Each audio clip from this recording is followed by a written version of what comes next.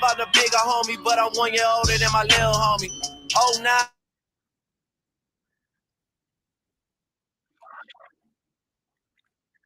All right, guys. Sorry, I might have heard some music in the background.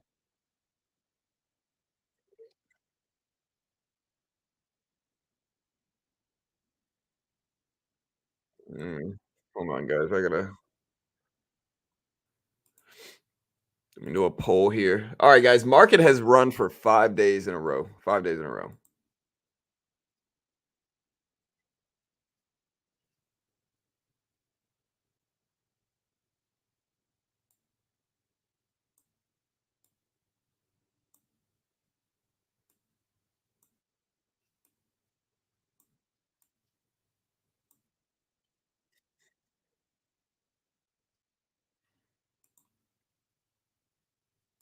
All right. All right, guys. So yeah, so market has run for 5 days in a row today. Finally pulling back a little bit, but we still have the potential to end green. Very green day yesterday. SPY hit 455s, Nvidia at 500 plus. If the market is going to change its tune, today is going to be the day it does. The reason today is going to be the day it does is because today we have multiple different economic reports. I'm going to be busy all day today. We've got the FOMC minutes report, as well as Nvidia earnings, all very big releases here. Again, all very big releases. These are what really have the potential to move the market. So we'll see if they cause it. Again, Nvidia coming out with earnings this evening. We're gonna stream the whole thing live like we always do. Expectations are 318 a share. 318 a share on 16.12 billion revenue. Uh, you think market went up yesterday based on Nvidia stock? Yeah, maybe there's some front loading into Nvidia earnings. It's possible. We'll do a poll today.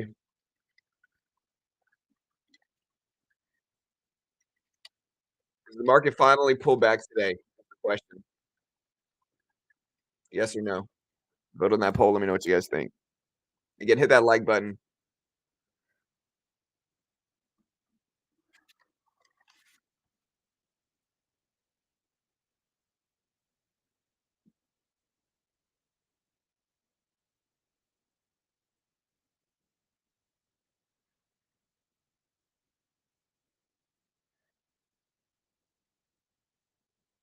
All right.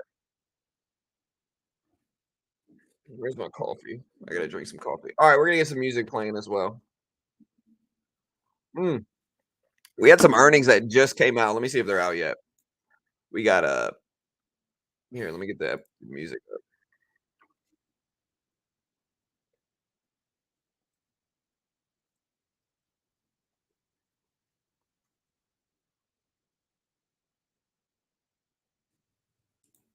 All right, we're gonna get some. There we go. Uh, so the FOMC minutes reports this evening. We had Dick's Sporting Goods just dropped 285 EPS. They expected 245 revenue of 3.04 billion. They expected 294 billion. SSS plus 1.7%, expected minus 1.88%. They also raised fiscal year guidance. Here's DKS here, Dick's Sporting Goods. Gap it up big up to 131s right now. Retail has had a pretty good um, earnings season for sure. This one, Best Buy also released their numbers. They came in at 129 EPS. They expected 118, revenue of 9.76. They expected 9.9, so they missed on revenue. Fiscal year comp sales view -6 to -7.5, and they expected -4.5 to -6. So larger fiscal year comp sales view loss than expected, or dip. You can see Best Buy numbers right there.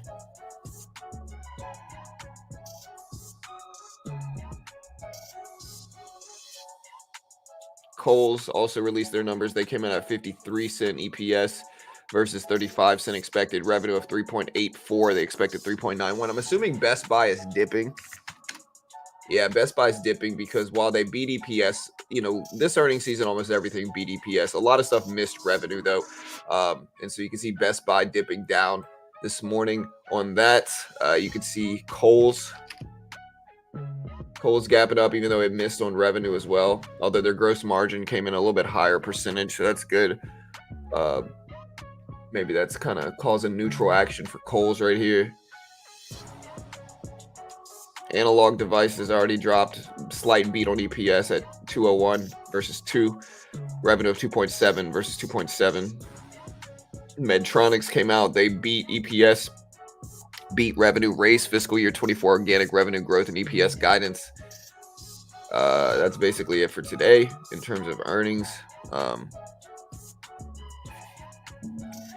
Yeah, what a day yesterday, man. Again, this is why I always try to tell people, bro, like imagine if you're me and like every day you get people coming in pushing some type of stock market crash, right? And then days like yesterday happen in which the market just flies up. Nvidia's over 500. The SPY is at 455 right now. You know, the lifetime high on the SPY is only at 480. So like we're 20 bucks, you know, $25 away from the lifetime highs of the S&P 500 and the SPY. And so, you know, market's looking good. Now there's always a chance that we turn. I'm definitely not saying there's not, but people overpredict crashes. It's the first thing you realize in markets. I think it's human nature, but I thought the market would stay strong overnight given earnings today. Do you think it's already factored in? I don't know. I think it's if we change the tune in markets. Like I think if we turn, it's gonna be today, because you know it's either gonna be today or it's gonna be from today. Today we have, again, remember today we have the FOMC minutes report at 2 p.m. Eastern time. We'll stream it a little bit earlier, but the FOMC minutes report drops at 2. We also have NVIDIA earnings dropping at 4. So, yeah, we're going to be streaming the entire thing. We'll probably just continuously stream to stream.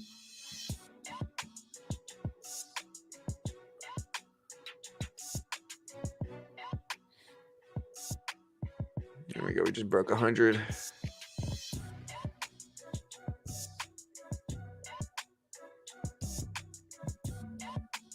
But yeah, I think some of the earnings for NVIDIA are certainly factored in already. The real question is, can NVIDIA break lifetime highs?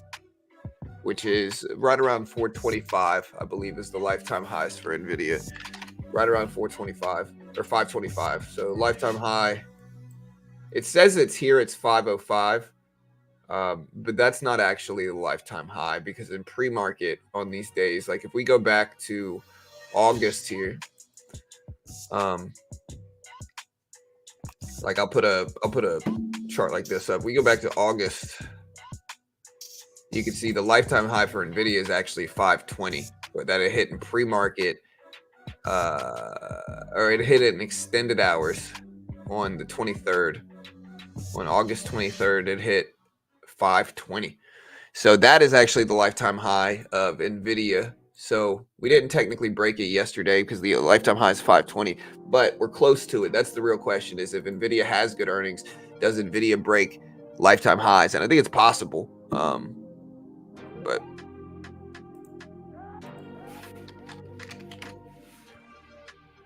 Bitcoin over 37,000.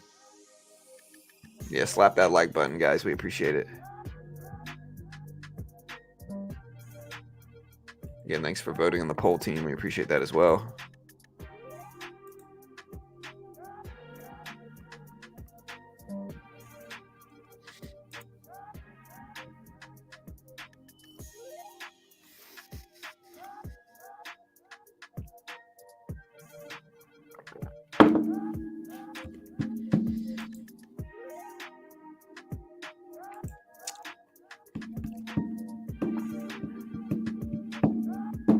All right, guys. So, wait, what?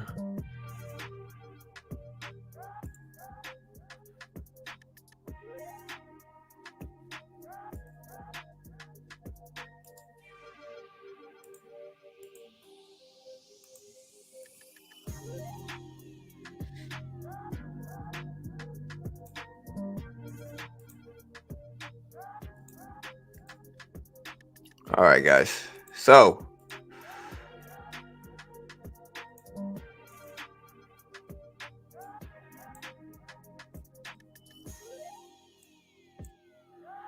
We got the E-mini up here.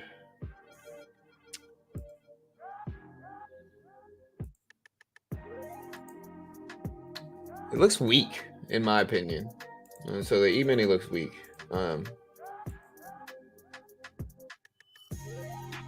But it's also like right around lows. I just think it's up a lot, and I think very rarely do things hold like this. So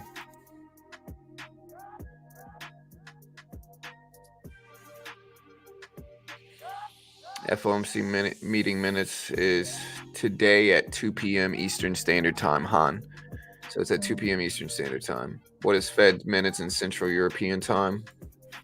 I don't know.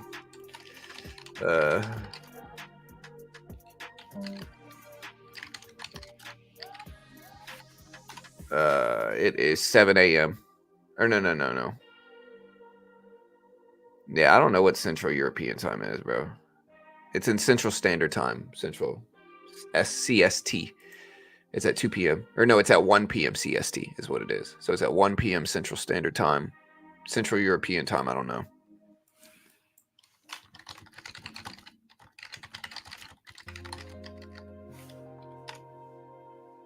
Okay, so it's 1:10 p.m. Yeah, I don't know. We have to do the math there, brother. Google. Do you think it will rally up? Being the predicted NVIDIA year-over-year growth is 170%, and the sales growth for this quarter is at 209%. Do you think it will rally up? Maybe. Maybe not. Again, I think it could also be extended on the upside right now. I think that's very possible. You know, again, we've had a lot of microchip growth. You know, Meta stock up to almost 340. So again, Meta stock running. Huge moves for them.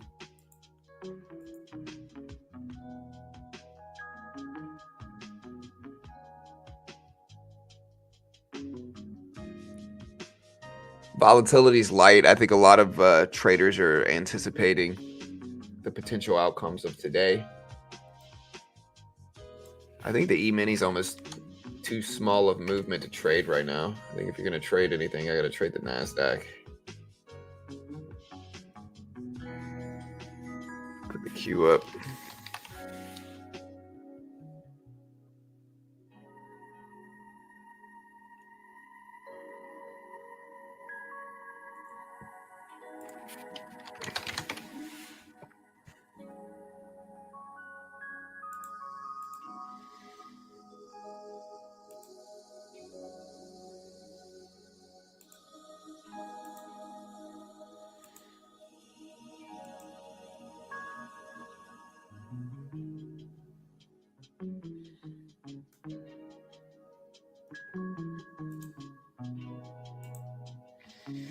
So I've been playing with some of these new indicators on Chart Prime.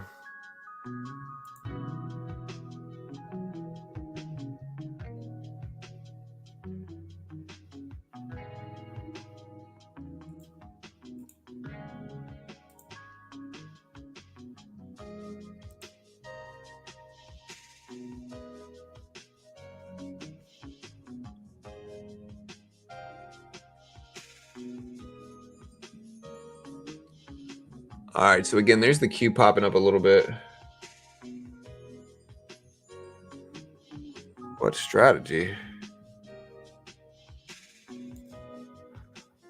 See if I can move this.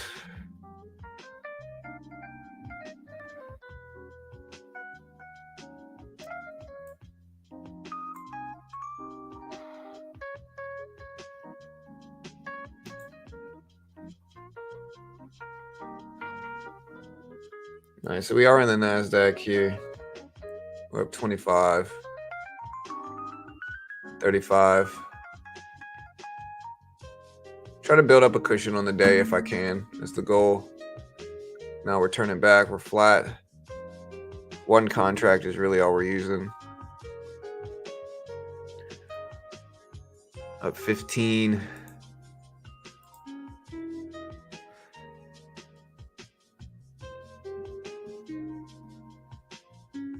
I have to continue to control my gambling behavior, not YOLO NVIDIA today. Yeah, I mean, I think that's one of the things that gets traders the most. And I'm not even talking about you, Anthony. What I'm saying is, like, I think some people are addicted to that gambling nature of trading where they think they can get rich. I think it's the same reason people get addicted to, like, losing money at the casino, Like, and I've never been the type of person that goes to the casino and, like, needs to go to the casino. I've always hated it. Like, I'm a big poker player and I love blackjack, right? And so I know it might sound kind of contradictory for me to say, hey, I'm not really a big gambler, but I'm not. Like, I don't like gambling at all. If I can't play those two games, which poker, you can have an edge. There is an edge in poker if you're a good enough player. In blackjack, I do know how to count cards as well. I don't ever really do it. Counting cards is kind of very difficult to get to do so easily at this point in time. Like, the casinos will pick up on the variance and bet size. They can kick you out, basically. And so it's not really something that you're going to be able to do easily anymore. But with that said, like, those two games are my favorite. If those two games aren't available, I usually just don't play. Like, Carol and I took like $800 out, or like $500 or something, went to the casino, and I wanted to play poker.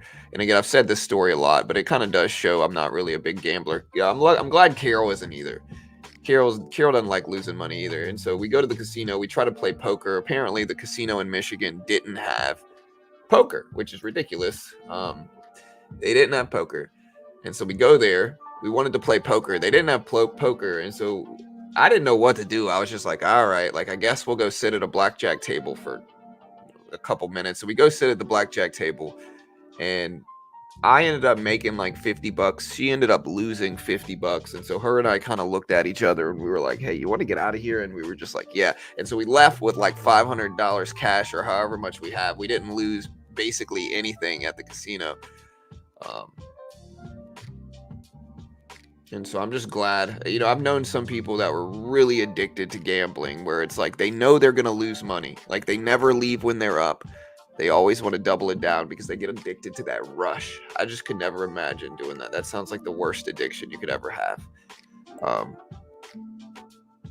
Like, I like to make money, and like, if I'm in a situation in which the edge is very low for me, I just don't even want to do it. Like, I don't enjoy it at all, If I'm in a situation where the edge is very small, I just don't even really want to do it, It's just not really my style.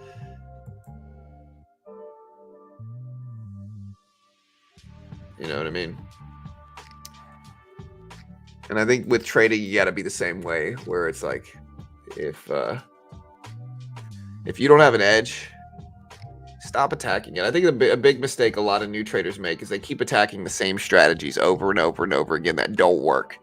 They'll trade high of the day breakouts. And I've been saying this for years. They'll trade high of the day breakouts. They'll keep pushing at it, and they'll keep, like, just forcing high of the day breakouts. And then they'll keep losing. They'll have these big drawdowns. They'll just get rejected right at the highs. And they just keep on trading it. They don't switch it up. They don't say, hey, this doesn't work. They just kind of keep on keeping on, trading the same losing strategy.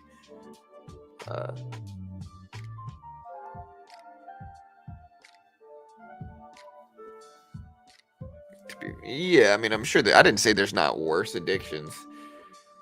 Physical addictions is what that would be. What I'm talking about is like the mental aspect of it. Like, being addicted to losing money seems like a horrible addiction. Like, I hate losing money. My son's the same way. We bring him to jiu-jitsu. When he loses, he freaking hates it. And so I couldn't imagine being addicted to losing over and over and over again. It just sounds horrible.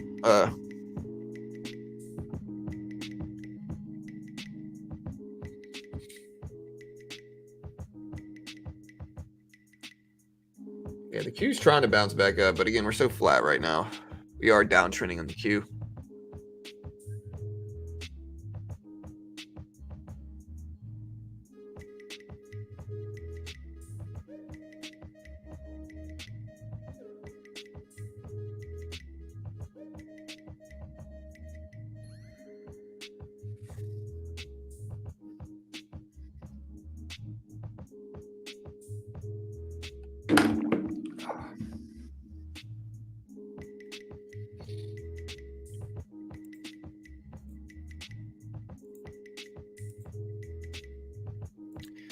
Well, I think somebody said nobody likes losing money. I think some people, I don't think they like losing money, but I think they're addicted to the rush of being at the casino. And there's no here's a good example: being addicted to slot machines, right? Like technically you're not addicted to losing money per se, but you're certainly addicted to the rush of slot machines, which are losing money machines. Like slot machines goal is to slowly drain you of your money, right? It's the lowest edge thing in the casino, right? It's the worst edge you could ever have. It's the least favorable odds you'll ever have at the casino. And you're just kind of giving money away every time you play. For the most part, you're just kind of slowly giving money away each time you play. And so yeah, I mean, that's basically getting addicted to losing money. All right, so here's the NASDAQ here. We've been trading this one a little bit as well. You can see NVIDIA. NVIDIA is the big edge. I guess I'm short biased here. The reason I'm short biased is because I can't imagine NVIDIA and the Q continue to push up. I'm going to short this. I can't imagine the Q and NVIDIA keep pushing up.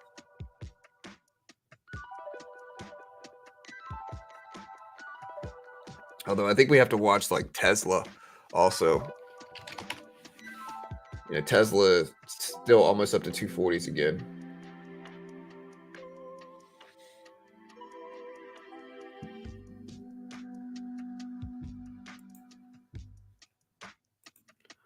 Well, I'm getting punished on this one, guys.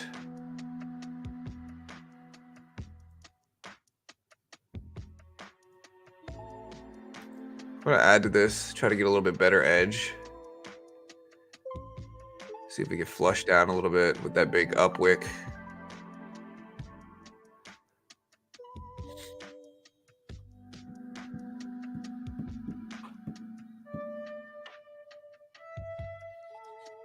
Right, so there's a downward move. We're about flat here. Now we're bouncing up.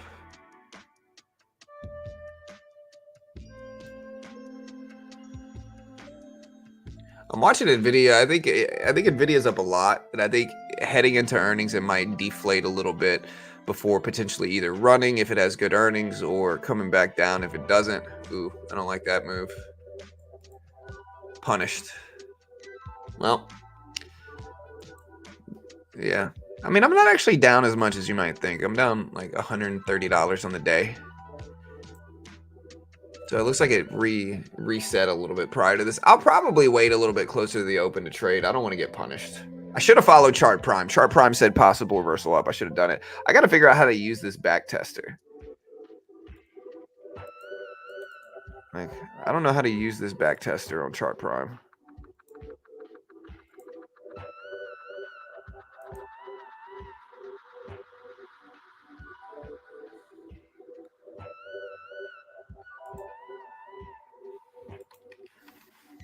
Let me reload the chart.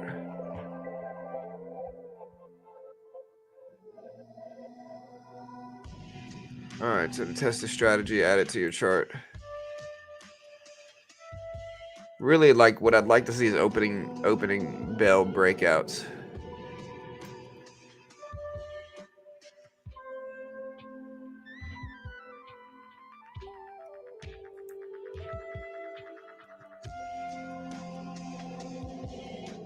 Oh, that's cool.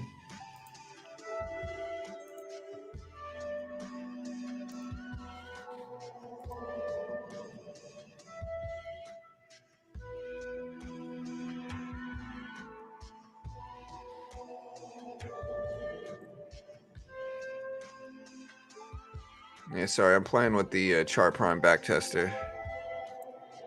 I added it to the chart.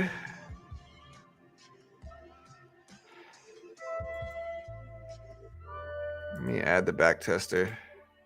I just got to figure out how to use this back tester.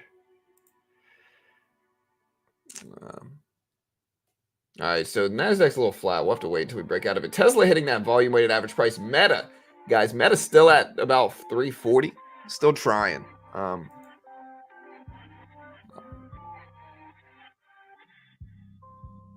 Yeah. You should get it within a couple days, Sam.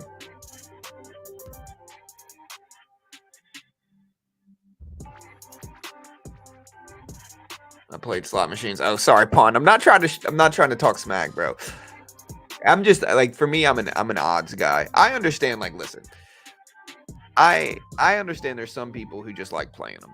You know, I think slots are manipulative because they put a bunch of shiny, like, okay, like my son has ADHD, right? Like, if anything you give him has really bright shiny lights and like all these graphics and like different, lights and shiny stuff on screen, he might be entranced by it. And so what slot machines do is they take it to a different level. They put a bunch of shiny, like crazy graphics on screen to talk you into doing it, to talk you into siphoning money away from you. you know, that's basically what it is. Is they put a bunch of shiny lights in front of you to talk you into siphoning money away from you. Yeah, I gotta figure out how to use this back tester. Let me look. Let me go to the site. There's got to be some stuff.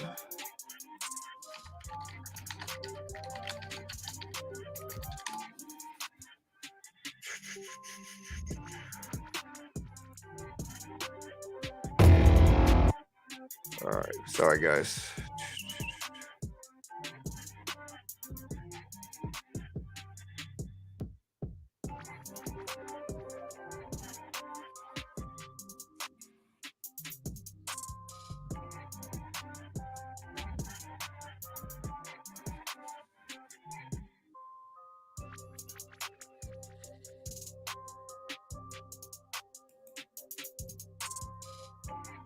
Yeah, sorry. I'm gonna have to mute the background. I'm trying to look up how to use this chart prime back tester that I see. Yeah, the screener's really nice.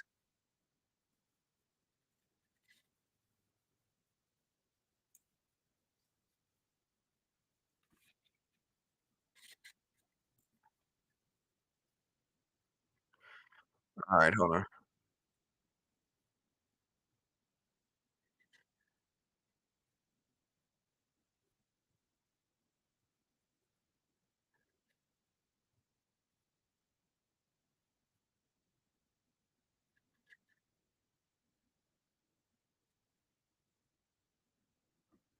Hmm.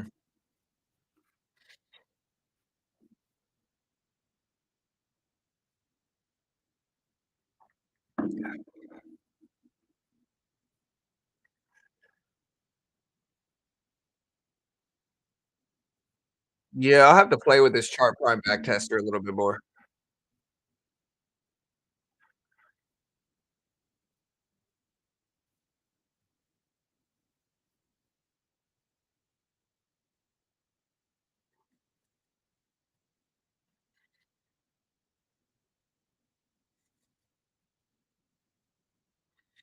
Hmm.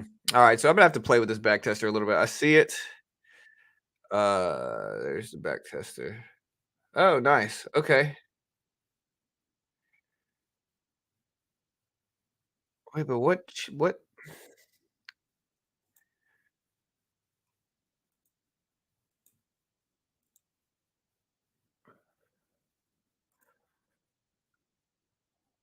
I'm just wondering what.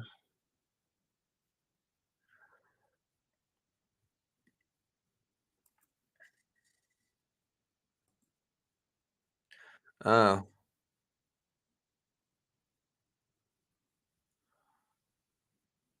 I should try buy, sell signal.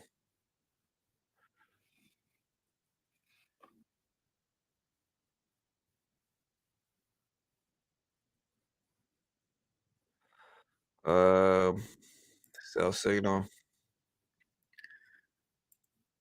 All right, so we're switching this back tester out to where it lets you back test the market oracle. That's what I see. Okay, so it lets you back test the market oracle. Um, it's back testing it now. Let's see what the results showed up.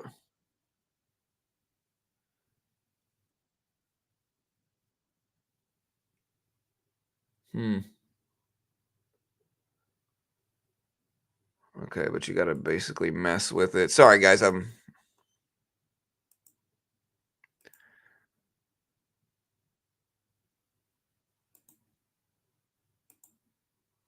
And so I see it basically resets. Interesting. All right, so look at the Q still rip up here. NVIDIA still testing. NVIDIA is actually technically red. What's running right now in the market, team, if we look at it, is actually Tesla here. Look at Tesla. Tesla up to 237s right now. Rip it up. Looks good.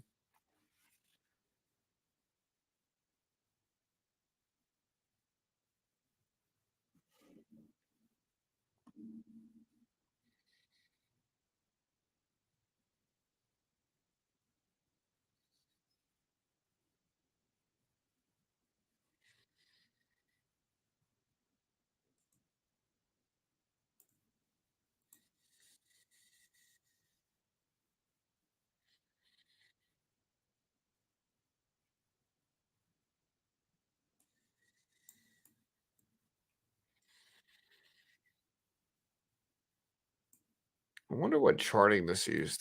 Hmm. All right. Still bouncing up a little bit on the Q here.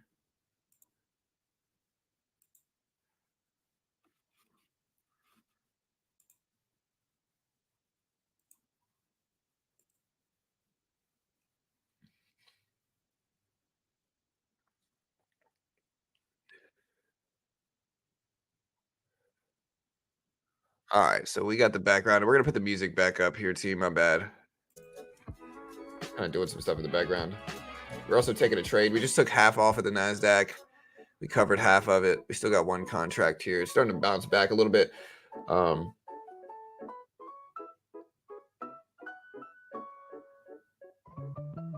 to use the chart prime Oracle, other indicators. I use a bunch of different ones. Oh, they are. I always tend to fare well with them. We had our district manager meeting in Vegas. They all said I had a horse shoe shove somewhere. Yeah. Some people are just, they just hit, you know. Yeah, tech stocks are up a lot. That's why I'm kind of shorting the NASDAQ here. We made a little bit, but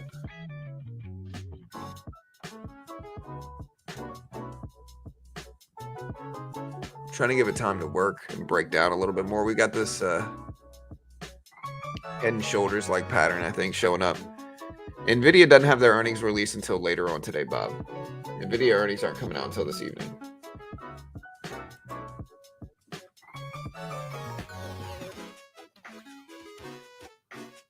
All right, well, yeah, we're not really getting good results trading the NASDAQ.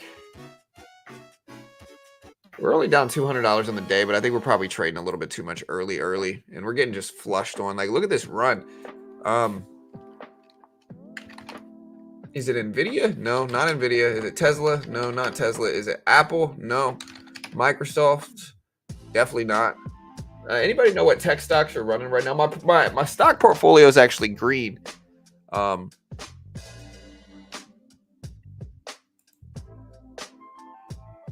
think with my results, though, I'm going to have to just chill and wait.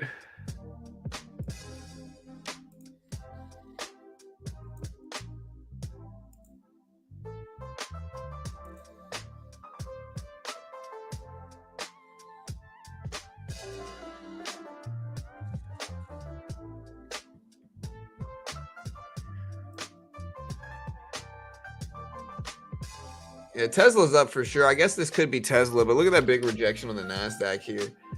So the NASDAQ rejected right at the volume weighted average price. Yeah, NVIDIA earnings are this evening. So they're not right now.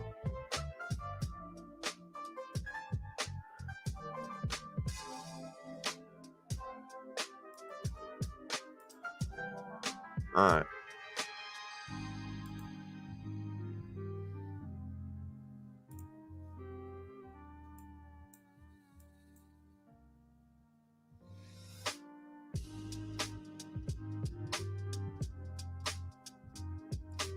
Oh, yeah, we had that big day on Topstep X yesterday, too. See, my short would have worked. We're just getting kind of faked out ahead of it, is what I'm seeing now. Amazon? Is it Amazon? Yeah, Amazon's up some for sure. Tesla's still riding up, too. Yeah, so today we got the FOMC minutes report at 2 p.m. We also have NVIDIA earnings at 4. Again, we're going to stream both of them. They're really huge days. And so they're going to really move the market. Help me break 100 likes, guys, if we can. We got 66 right now. We can do better. Again, look at the Q rejecting the VWAP there. But yeah, the FOMC minutes report is a recap of the last Fed meeting.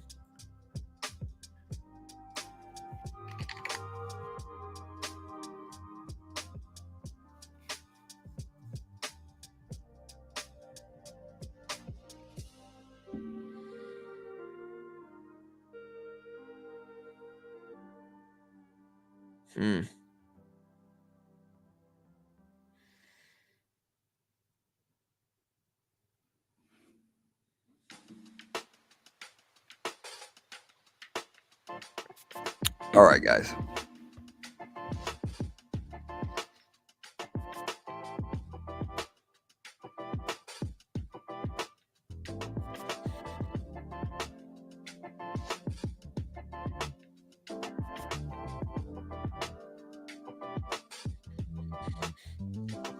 All right, so we're still rejecting here. Let's see if Tesla bounces at the volume weighted average price and the 200 EMA right there. So it's right around that spot.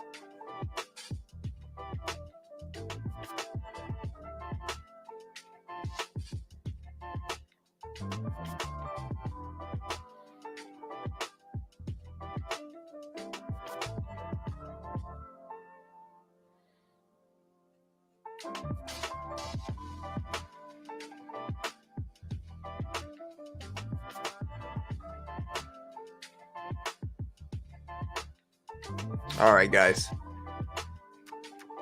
Is my black eye still bad, bro? I think it is, right? Look at this thing. Still got a black eye. Look at that thing. Still looking tough over here with my black eye. NVIDIA and the Qs will pull back today. Yeah, I think so as well. They're up a lot. It just depends on what NVIDIA drops for earnings, though. Like the FOMC minutes report, it might influence things in a big way. It probably won't. The big thing is going to be what happens in regards to NVIDIA earnings. That's going to be the biggest influence, I think, right now, is what happens with NVIDIA earnings and kind of the impact on markets. I don't know when Powell's speaking next here. Or Powell's speaking next December 13th or 14th.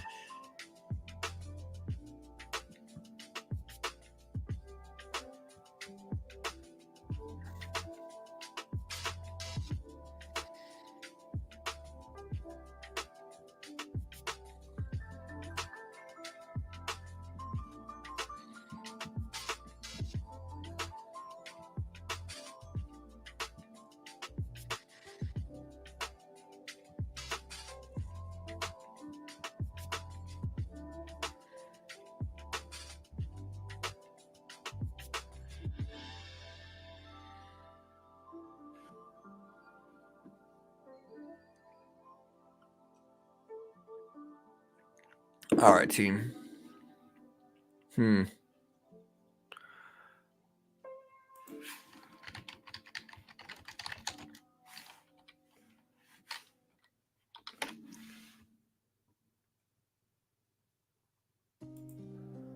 What are we looking at for the FOMC meeting? I don't know. We're recapping the last one. What we're going to look at is like, I'll interpret it as fast as we can.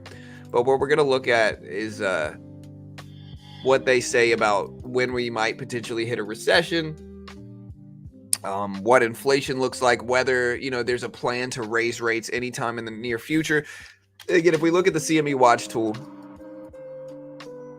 basically 100% chance we're going to pause the next FOMC meeting. So 100% chance we're going to pause basically on these votes. I'm not saying that there's a 100% chance. I'm saying like the votes have it at 100% for a pause. So basically it's very, very, very likely we're going to pause. And I made a post about this on Twitter yesterday, and the post remains true. Like, listen, guys, like every single time we have an FOMC meeting, people in chat predict some shocking thing that goes against expectations. Powell does not want to shock the market. People have to understand this. He's not going to shock the market every time.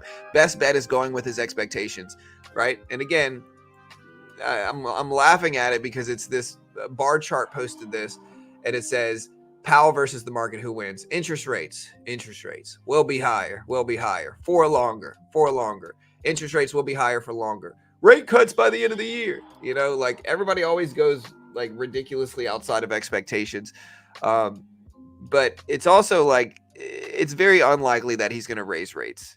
That's the thing you have to understand. It's very unlikely he's going to raise rates as well. He's almost certainly going to pause or skip. He's going to keep it balanced. That's what the Fed tries to do. Like, they want to keep it balanced. They don't want to shock the market and cause a market crash or a dip.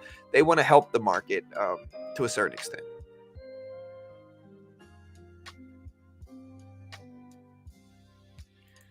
Yeah, I don't know anything about SYM stock, bro. You know. Symbiotic, just not really my wheelhouse, brother. Hope you made money on it though, but yeah, just not really my stock, dude. Do you hold shorts into today? I don't short anything long term. Like, I don't short anything overnight ever.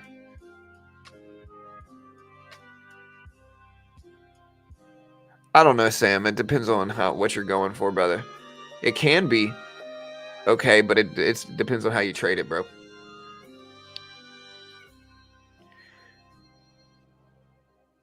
Hawkish or dovish? I don't know. I'm going to go with balanced. I really don't know.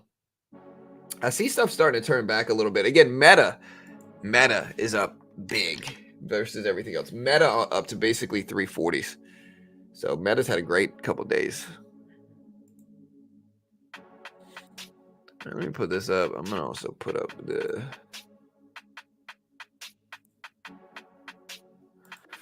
E-mini.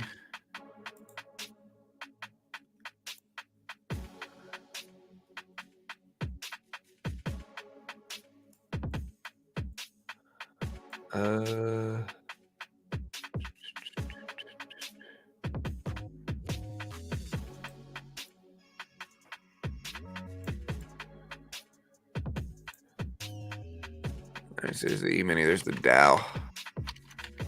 I should probably try trading the Dow more. What's the Dow? YM, right? Let me just put the Dow. There it is, E-mini Dow. Put the Dow up. See how that one acts.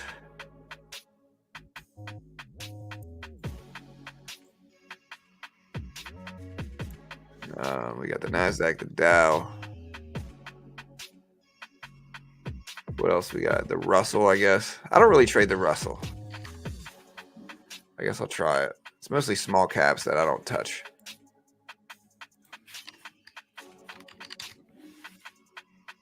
I'll try it, I guess.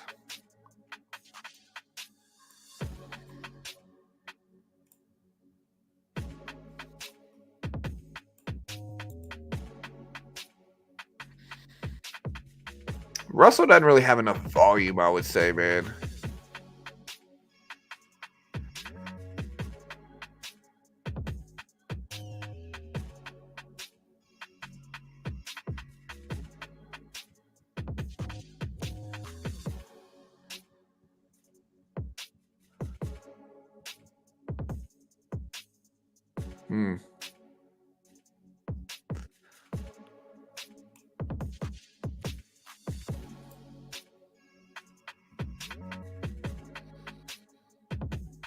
So let's put the Dow up.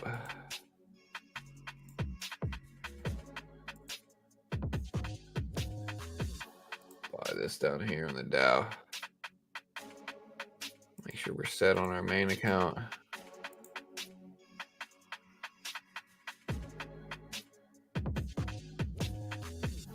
All right, so there's a little bounce on the Q.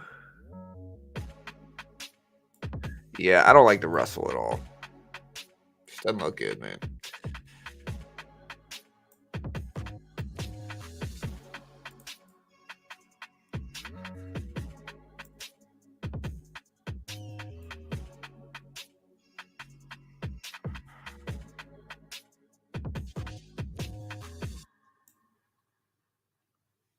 All right, we're flat.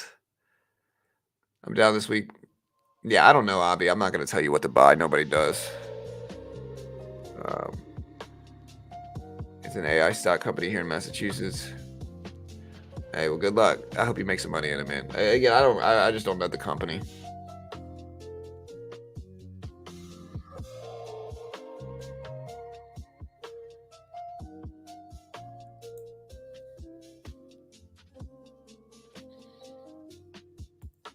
All right, looking at our poll numbers, does the market finally pull back today? 54% say yes, 46% say no.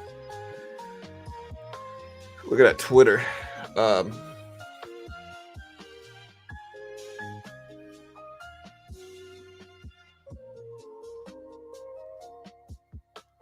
All right, so the U.S. government is seeking over $4 billion from Binance to end the criminal case, according to Bloomberg. $4 billion.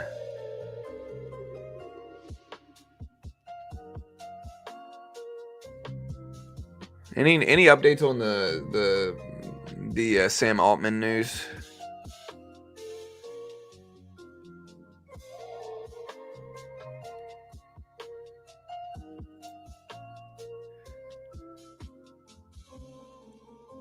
We have more unity and commitment and focus than ever before. We are all going to work together some way or another, and I'm so excited. One team, one mission.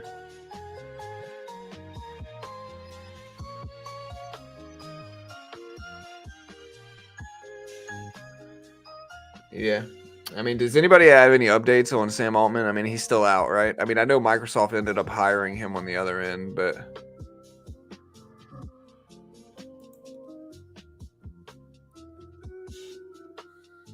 Pullback Wednesday, rally Friday. That's my opinion. We could change directions today, but NVIDIA can change that. Yeah, the FOMC minutes report and NVIDIA could influence the market big. Crazy NVIDIA 113 and something like 14 trading sessions when I had the most perfect head and shoulders. Yeah, I mean, a lot of stuff has been up a lot. A lot of stuff's been up a lot. The quote of the century, but no. Stuff's up a lot over the last month, really.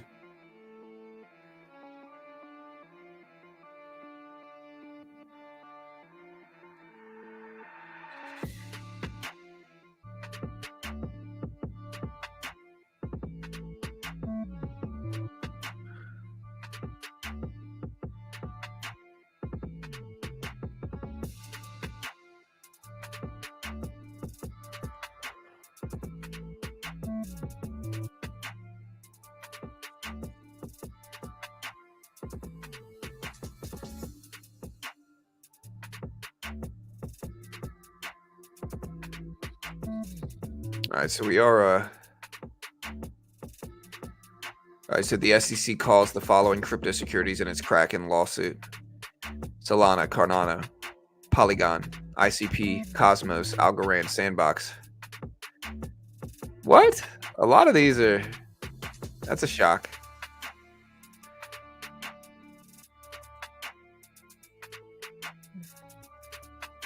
Where's AMC at? AMC traders saying today's the day for a short squeeze. Are they right? Or are they just predicting another? I don't think they're right.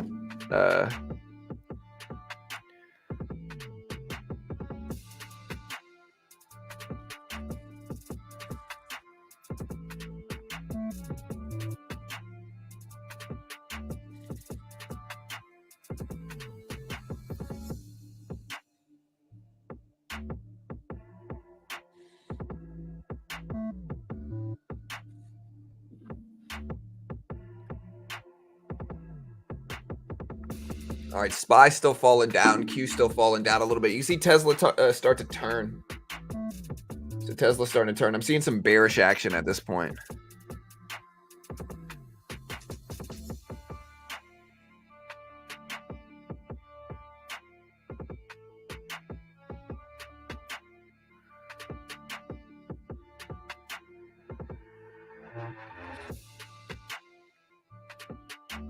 Microsoft just pulled off one of the greatest acquisitions of all time. Prior to the firing of Sam Altman, OpenAI was worth $90 billion. This weekend, Microsoft was able to hire Sam and Greg after having no advance notice that they would be fired. Then, as Microsoft announced a new AI team led by Altman, 660 OpenAI employees said they might follow. In other words, Microsoft just hired Sam and Greg and potentially 85% of OpenAI without spending a dollar, all leading to a $70 billion jump in Microsoft's market value. Yeah, and if you look at Microsoft yesterday, it's not about earnings. This is about moves. And Microsoft, another green day in a row. Microsoft sitting at 370s right now. 370s. What a big move.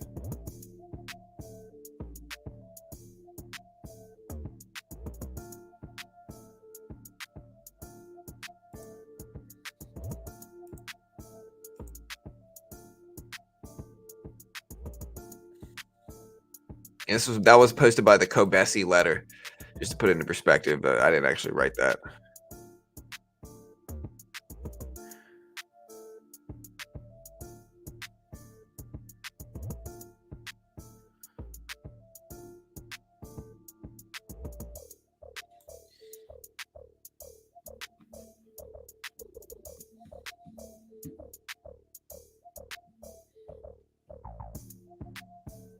Yeah, I mean, I'm not disagreeing that we're in a bubble, but what I also say is that, again, a lot of people, I think it depends on how gullible to the media you are. I'm not calling anybody at home gullible. What I'm saying is that we're not going to continue to fall forever. So, like, the constant state of the market is up, right? Honestly, the earnings haven't been that bad this year as well. Like, earnings have mostly beat, and companies have dropped to a certain extent and just kind of reacted lately.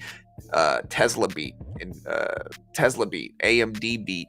Most of these tech stocks beat earnings. Very few of them had bad earnings. Very few of them. And so, if we want to look at earnings, they were pretty good this year or this quarter. Like, earnings were pretty favorable. If you guys looked at the earnings, I covered a lot of them. They were pretty good. It's not like they had terrible earnings, guys. But again, I think it really has to do with how gullible you are to the media. Like, the media is going to constantly tell you the market's about to crash so that the banks can ride the market up on the back of retail traders, right? That's what happens every time. The banks put out a bunch of propaganda saying the market's going to crash. The market's going to crash.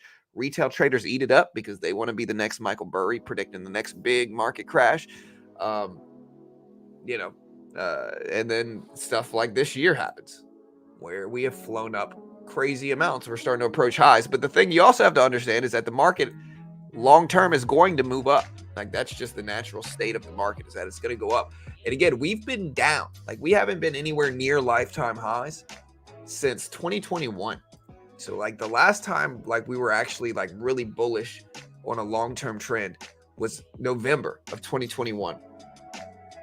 So years ago, we had this big correctional pullback back here. We had this big correctional pullback back here from 2020, and the effects of 2020, I should say, with quantitative easing, and ultimately, we ended up finally this year starting to rip up, and the market just doesn't go down forever. A lot of people could consider this a mini crash that happened back here in 2021. A lot of people could call that a mini crash, and a lot of people will. And so very rarely is the market going to crash and then crash again a year and a half later. Like, that's incredibly rare. And so what does that tell us? That tells us that the edge this year, at least, has been on the upside. And maybe we do crash. I don't know. I'm not saying we don't. But again, what I will tell you is that generally people here, and we, again, people will think we're in just some never-ending state of crashing, especially if you watch the news a lot. The news is trying to get clicks just like anything else. And so they sensationalize everything. The world's always been crazy. That's not a arguable thing. The world's always been crazy. Now we just have 24/7 news coverage reporting on it day in and day out.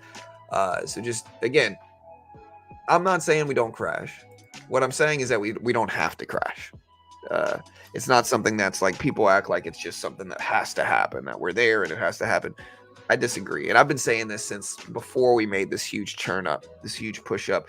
If we do have crazy volatility today, it's going to be, or if we do have crazy volatility, it might be today, because today we have the FOMC minutes report. If you want to know something that can bump down the markets drastically, it's NVIDIA earnings today. If NVIDIA earnings come in weak, there's a big chance that the market could dump if NVIDIA earnings don't reflect positively.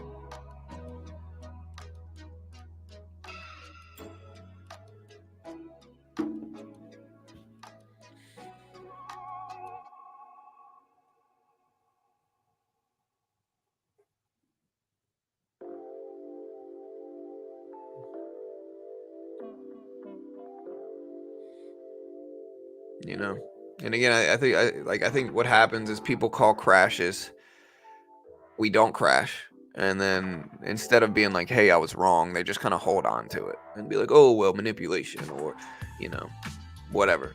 But I think you got to look at it objectively and understand markets approaching lifetime highs. I'm not saying it's even going to hit it. I think we could crash. I think we could be extended on the upside for sure in tech. I think a lot of these tech stocks are up big, but the natural flow of these stocks are going to be, they go up over time. Like, stocks go up over time. Blue chip stocks, penny stocks don't. Some small caps don't. But blue chip stocks and broad market index funds like the S&P, the NASDAQ, the Dow, they're going to move up. It's not arguable. And so if you find yourself betting against that, somewhere you were misled.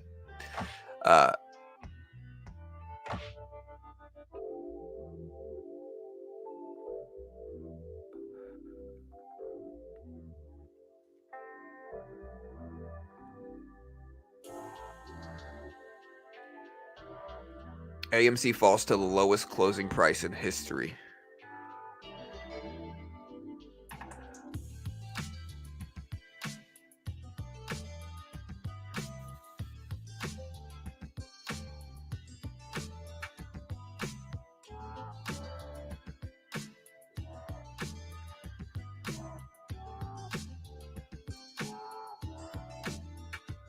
Yeah, they go up over time because of inflation. 100%, right? And that's something I've been very open about as well.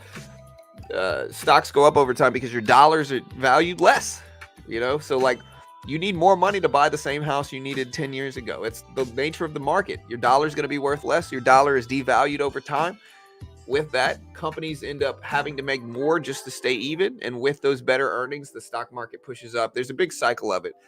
But that's my point, is that the market is going to go up over time. Like, it's not really an arguable thing. And so that's what the market is, right? It's deeper than that. It's like, that's what the market is. The market is a hedge against inflation. Like, if you want to sit on cash, you're going to lose money over decades of time. You're going to lose money if you sit on cash for the most part. The way most people hedge is they put money in the S&P, they put money in real estate, they put money in gold, they put money in, whatever, bonds. Pay less, but bonds are guaranteed money as well. And so they hedge that against inflation. Over time, they don't, some beat inflation, some keep up with it evenly, some slightly miss on inflation, but they're still growing. And that's the point. I gotta change the song. Where's my music? There it is. The song's just too hyped.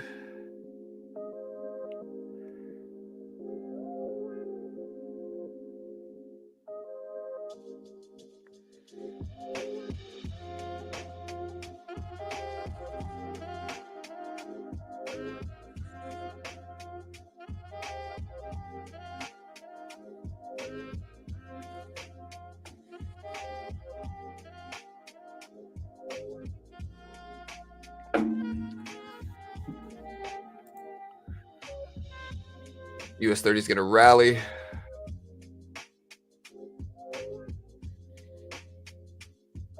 Yeah, I love gold, bro. Gold is great. Gold is 7x'd over the last 25 years. 7x'd, guys. So it's gone up 7 times its value 25 years ago. You want to know why boomers like gold? That's why. Because gold returns, Gold gives returns. Gold is the historical inflation hedge. You want your money to keep up with inflation, sit on gold. That's what you do. It's not a perfect hedge, of course, like especially now in the modern age. There's arguably other options, but I love gold. I think gold's a great hedge. Real estate is as well. Whether you get a mortgage or not, real estate is the same thing. All right, look at the Q just breaking down here. Again, it's not really super weak because, again, when you zoom out, you see like the Q is up a lot yesterday. Started the day at 385, say 386. We're at 389, basically 390 right now.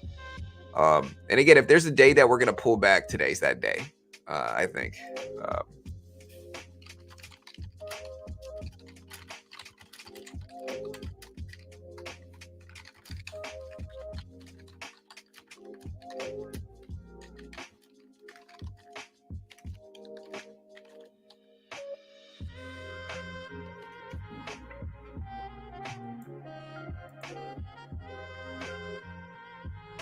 I'm going to post this on Twitter too. If there's a day where we could have a big pullback, today's that day. Again, we got the FOMC minutes report. We've got the FOMC minutes report. We also have NVIDIA earnings. NVIDIA is going to be the biggest influence without question.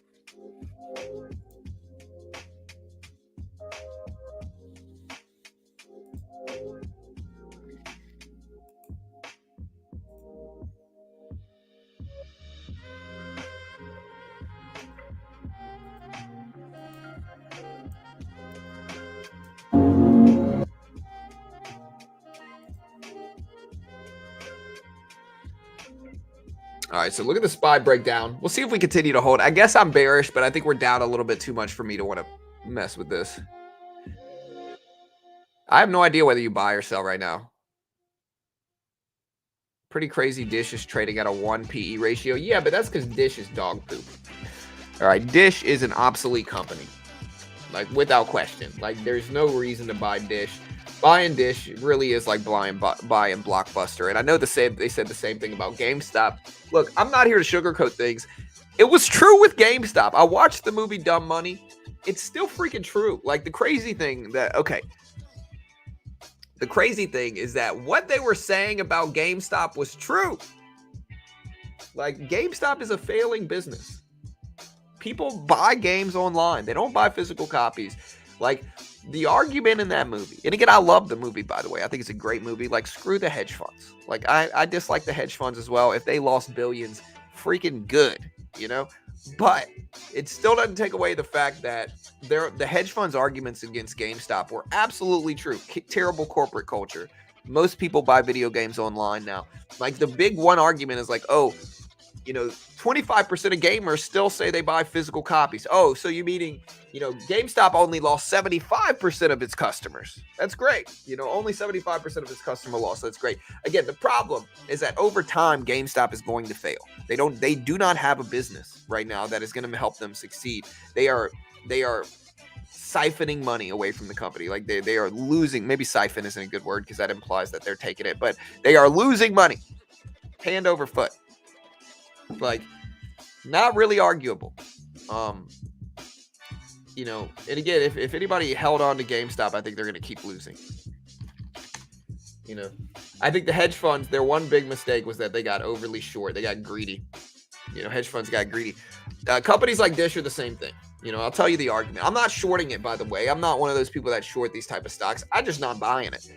The problem with Dish is that nobody needs to slap a satellite dish on your home anymore to give you cable. Nobody needs to do that. Nobody needs to use a satellite dish on your home anymore. That's a lot of work. That's unnecessary in an age of streaming and fiber optic internet. Nobody needs Dish anymore. It's an obsolete business. That's a very obvious, a very self-evident thing. We hold these truths to be self-evident. Dish is obsolete. It's just not a good company anymore. And buying it is silly. Unless you're looking for a crazy short squeeze, which looking at it purely here does not look like it has a small enough float to have some parabolic squeeze, as well as I think hedge funds aren't dumb. The problem is like after GameStop, everybody thought squeezes were just going to happen a dime a dozen. Everybody was going to squeeze and all these stocks were going to squeeze. And I did too, to a certain extent. So maybe in that regard, I was wrong as well. The problem is that hedge funds are not dumb. Like they are not going to just blindly pile in super aggressively short in any low float stock like that anymore. They're not dumb. They're not going to make the same mistake again. They lost billions with GameStop. They are not going to just blindly do it again. And greed is there for sure. You always have greed, but it's something in which they learn from that mistake. Hedge funds are some of the smartest people in the world. They have they headhunt Ivy League graduates straight out of college. Like these are some of the smartest people in the world. They're not dumb. They're not just going to do they're not going to do that again for the most part. At least they're not going to do it easily. It's not going to be happening every day. Starlink is great, but Starlink is a new company and it's different. Starlink is not offering cable. Starlink is offering internet. So Dish is not offering internet. Dish is offering satellite cable. There's a difference, Again, businesses have to solve a problem, and Starlink is certainly solving a problem. Dish is not, because nobody has a problem getting cable anymore. There's so many different options for cable right now. You do not need to slap a satellite dish on your home to get cable. Lock yourself into terrible contracts and all this different stuff for cable. You just don't need that anymore. Now all you got to do is download a streaming app and you got it. And our internet is good enough in which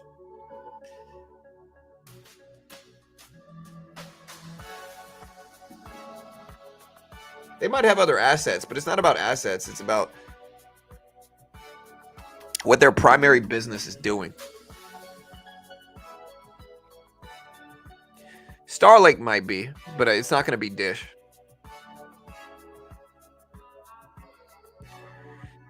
Dish is the only service some people in rural areas can get. I mean, but that's not true though, Daniel. Like I said, man, like listen, you have to understand. Okay, let me break it down. All right, and maybe I'm wrong. I could always be wrong here. Maybe maybe I'm wrong. That's certainly possible. I don't know. But let me break it down. Okay, the younger generations, they understand streaming better than anybody. Okay, the only people that are still going to be using satellite TV are older generations. I would say if you're over 50, you might think you need to use Dish on like Dish satellite services, right? Younger people are simply going to stream whatever it is. They're simply going to stream whatever it is. And so younger people are simply going to download Sling TV, download Hulu TV, download Fubo TV, download YouTube TV. There's all these different options for TV now. You do not need Dish anymore. You just don't. Some people are going to say, oh, well, what if they can't get good internet? If they can't get good internet, they're not going to be able to have Dish either. Not really. It's just going to be infinitely better to just get Starlink internet and then do the same thing I just talked about with streaming services.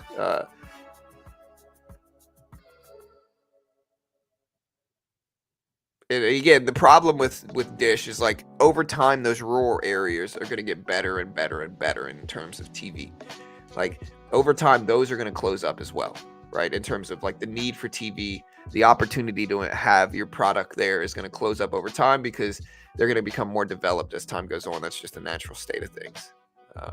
So what it means is that over time, Dish is going to lose business in that regard, as well as lose business to obsolescence and technology.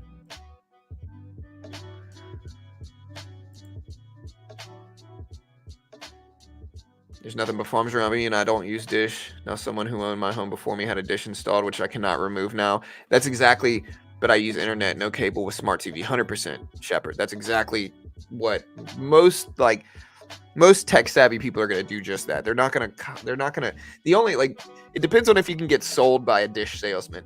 If you let a Dish salesman sell you on it, they're going to act like they're just the greatest. You need them or whatever, but nobody wants to slap a satellite dish on their home anymore and have some super big hardware sitting on your roof. It looks like very 90s now. Nobody wants to do that, and that's bad for Dish.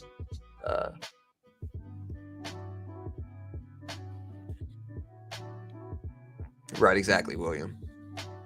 Yeah, Starlink might be. Again, I'm for it. But again, I think either way, it's bad for Dish.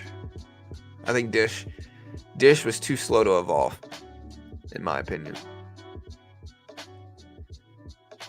But maybe I'm wrong. Again, I called GameStop short at $4. So what do I know? Again, market's still falling. Q still breaking down. We're at 389.60s here. 389.60s. Microsoft's still down there. We got to look at NVIDIA here as well.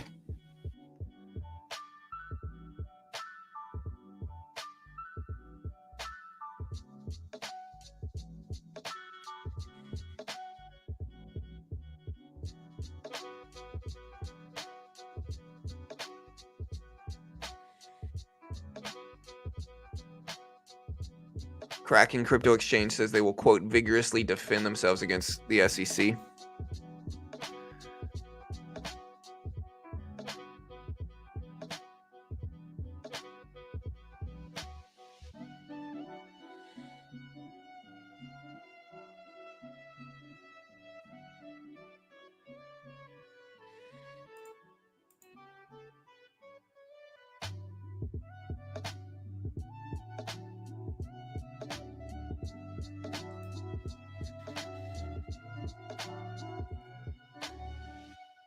All right, guys. You can't remove the dish. 100%, bro. Those things are... Yeah. You mixed up, man. Spectrum has fiber optic internet with no satellite. You must not be talking about me. You must be talking about somebody else.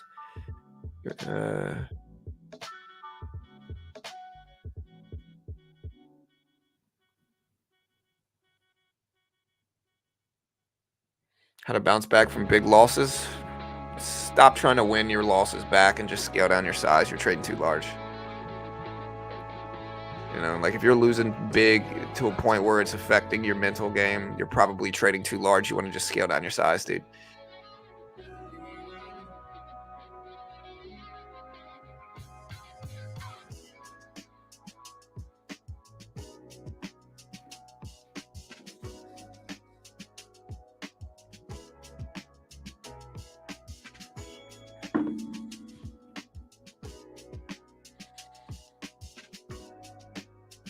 All right, so again, the Q's still falling down a little bit. Again, stuff was up a lot. Nvidia up a lot. The Q up at basically 390s right now.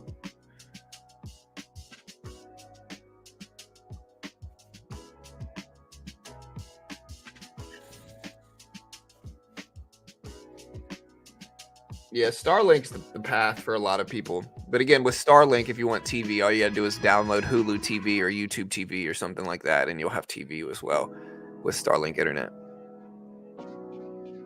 Citigroup is eliminating more than 300 senior manager roles, according to Bloomberg.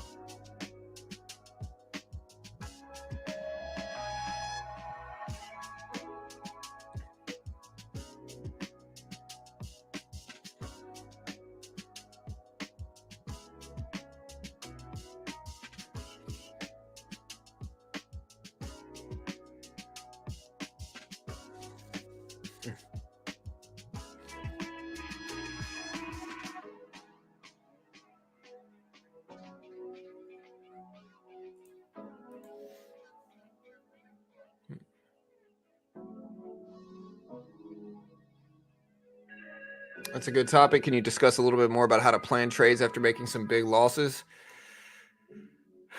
Yeah, I mean, a lot of people are just trading way too large relative to their account size. And so I blame it on stock market marketing.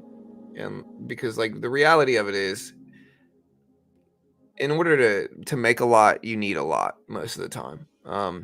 Regardless of that, if you're new or if you're struggling to show profits, you should be trading very, very small. Like you should not be trading crazy large.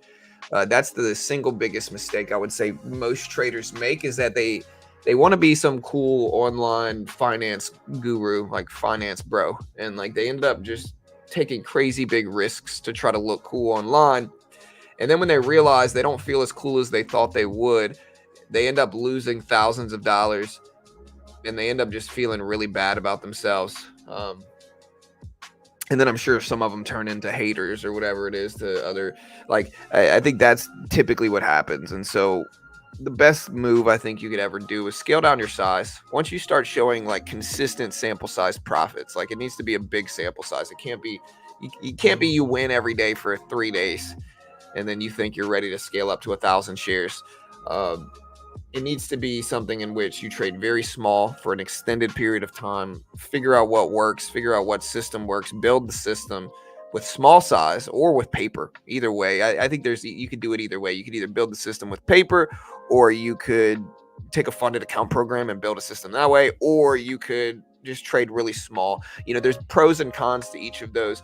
One of the pros is that actually trading with real money outside of paper or a funded account program is going to teach you how to trade under pressure versus just paper trading, which has no pressure. You know, you can basically double your size until you make money, and then you think that you're going to have a much more profitable trading strategy than you do. And so, yeah, I think just trade small. Best advice I can give you, and then slowly scale up afterwards.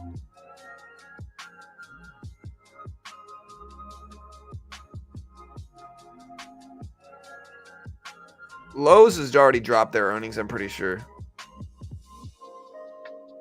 Kohl's affirms long-term revenue growth of low single digits, operating margin of 7 to 8%, EPS growth mid to high single digits. Baidu CEO says online marketing revenue is to outpace China's GDP growth going forward. Goldman Sachs on LNG says that late 24 expects new export facilities to tighten local balances until local production responds higher.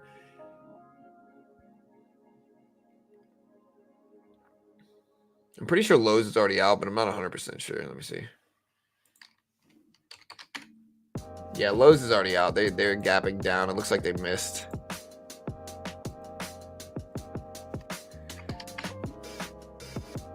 Yeah, so Lowe's posted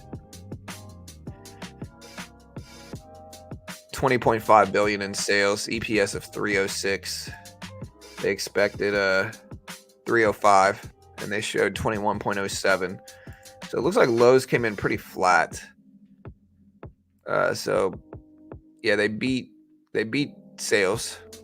They expected 21.07. Oh no, they missed sales. I'm sorry. So Lowe's missed sales. They came in under the expected. They expected 21. They showed 20 and a half. Basically, they beat EPS by 1 cent at 306 versus 305, and so they're gapping down from it. Lowe's at 196s.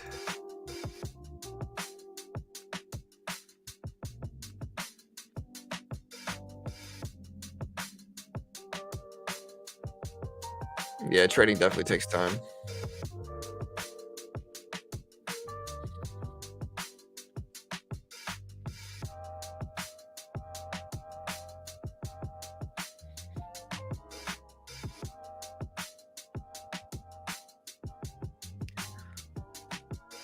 Yeah, I mean, the education thing is true, but you also have to be careful of like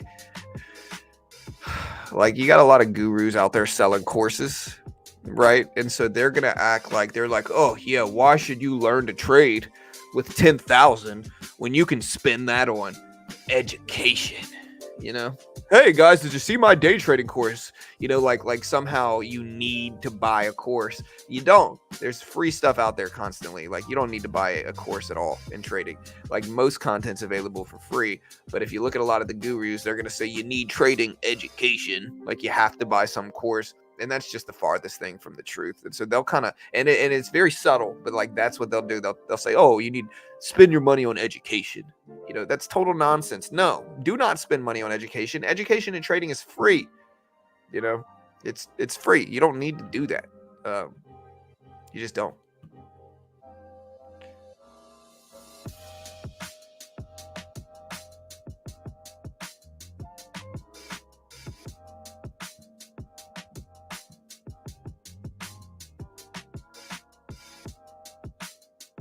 Yeah, trading takes a long time. This is what I always tell people is like you could buy the best course in the world, follow the best trader in the world, you're still probably going to lose for months, if not longer, you know? And so you just got to mentally prepare yourself for that.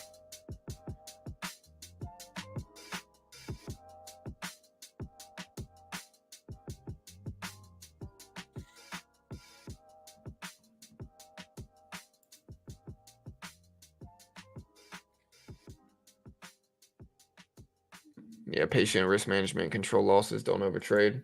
Ignore the chat is the biggest one. Like ignore, no offense, not you guys, but like if people tell you to buy something and they pressure you, ignore pressure from anybody in chat.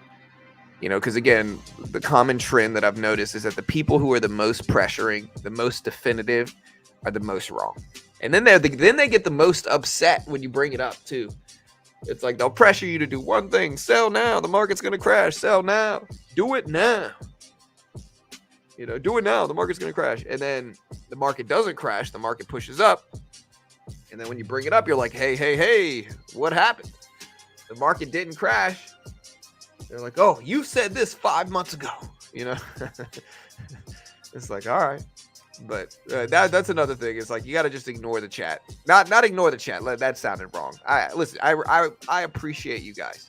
What I'm saying is that you need to ignore call outs in chat. Ignore people pressuring you to do one specific thing and just figure it out yourself. Like test it yourself. You're going to have your own best interest at heart. That's probably the better move.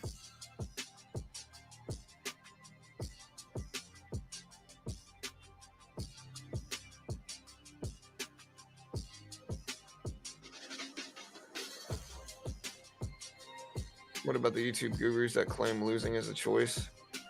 I mean, losing is inevitable. To quote Bane, it's an inevitability, you know? Like, you're gonna lose.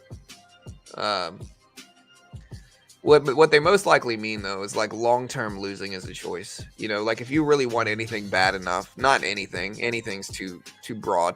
If you want success enough, you can work constantly every day, all day, and achieve success. Anybody that really puts that much like work in is going to find some success, right? And in that regard, success in that way is a choice, and failure is a choice to a certain extent, you know, and it really is. And you could say, oh, well, no, I don't have this stuff. Anybody can make priorities, success the biggest priority in their life. You know, you got to turn a lot of things away, friends, family, you know, quality of life.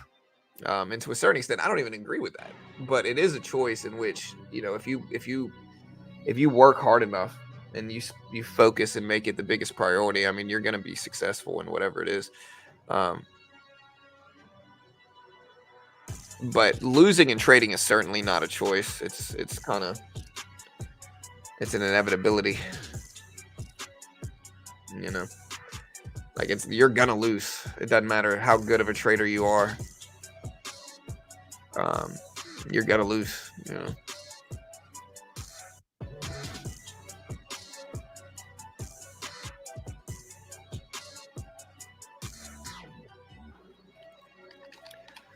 All right, guys. So today, the big boy, NVIDIA, drops earnings.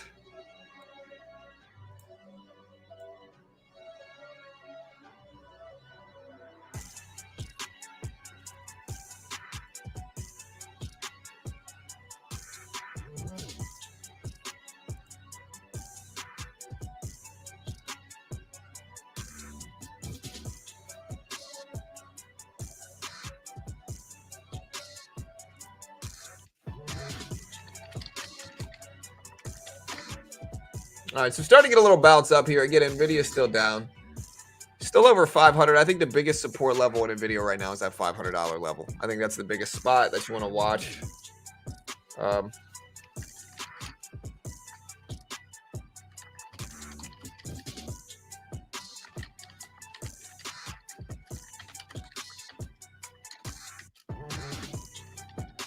Lowe's, Kohl's, Best Buy.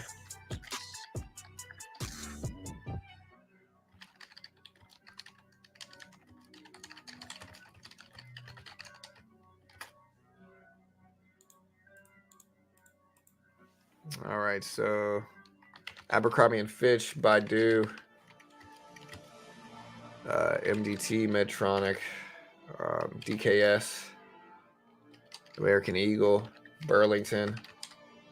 How did American Eagle do? I've seen a lot more American Eagle lately. So like maybe they're coming back from the peaks of failure to succeed. I'm rooting for them. That was kind of like my teenage years brand.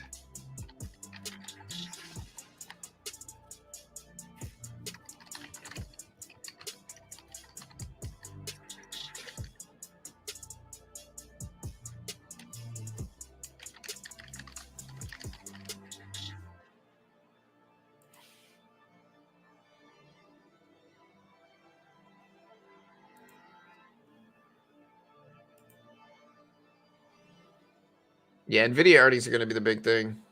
What's your analysis on the E-mini? I mean, I don't know. I think the E-mini is up a lot. It could pull back big today. It also could continue ripping up. Yeah, again, like I said earlier,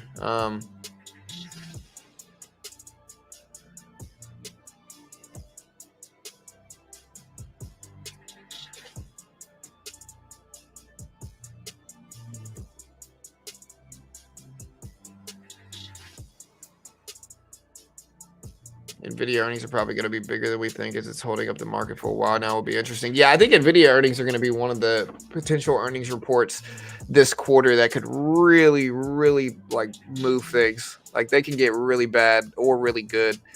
And so I think you got to just be careful today. I think anything could happen. Why does an ETF like the Q have both? The Q is the NASDAQ. I'm pretty sure. It's a reflection of the NASDAQ, just like the SPY is.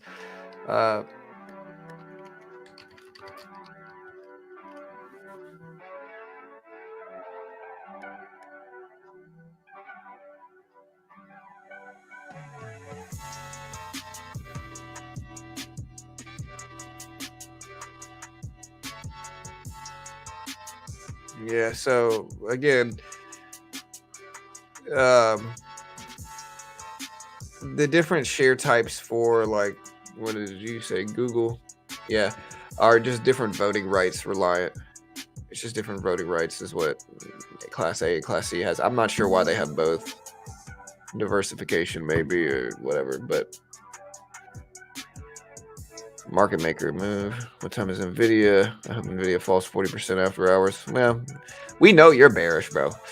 Am I benchmarking my computer to keep myself warm? Hey, good luck, dude. Gold at 2,000. Where's the gold?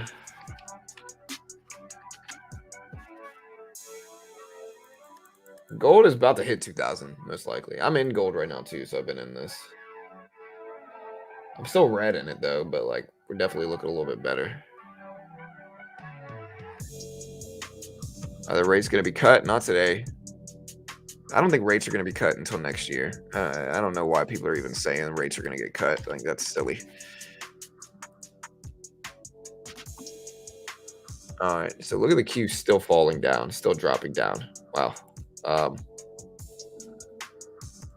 Maybe we'll try to buy this here. I don't know.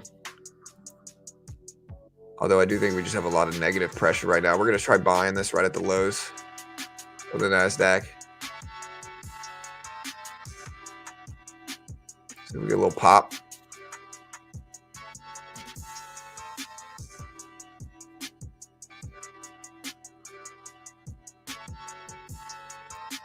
I'm going to take 2 contracts here.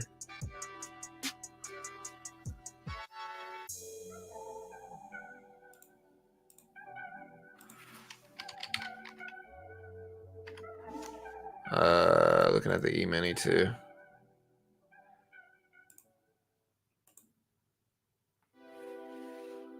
All right, we're up 40. We're going to go ahead and lock in half of that. Still got 1 contract at the NASDAQ here.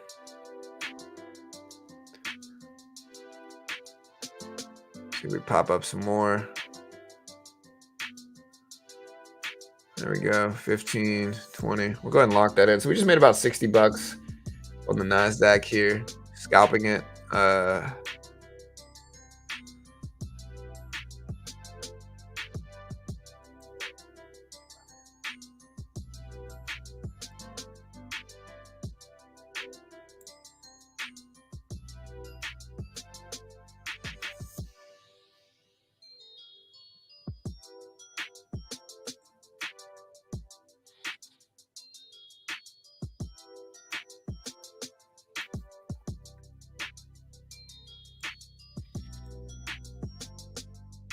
All right, so again, Nvidia is still down there. I think I think the biggest psychological level for Nvidia is 500. Like, it's right at 500 bucks. I think that's the biggest spot.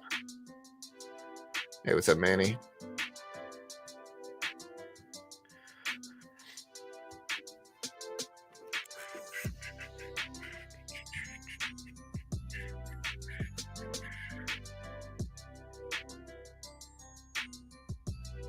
Well, yeah, it's not what one individual trade results are. You know.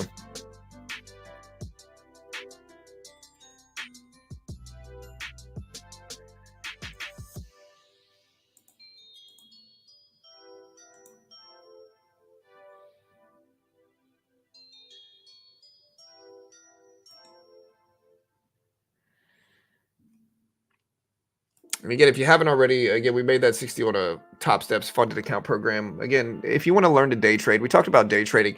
Funded account programs are the most useful way to learn. They really are the most useful way to learn. What I mean by that is, like, when I first got started day trading, I lost thousands and thousands of dollars. And I've told the story many times. I used a platform called Sure Trader when I first got started.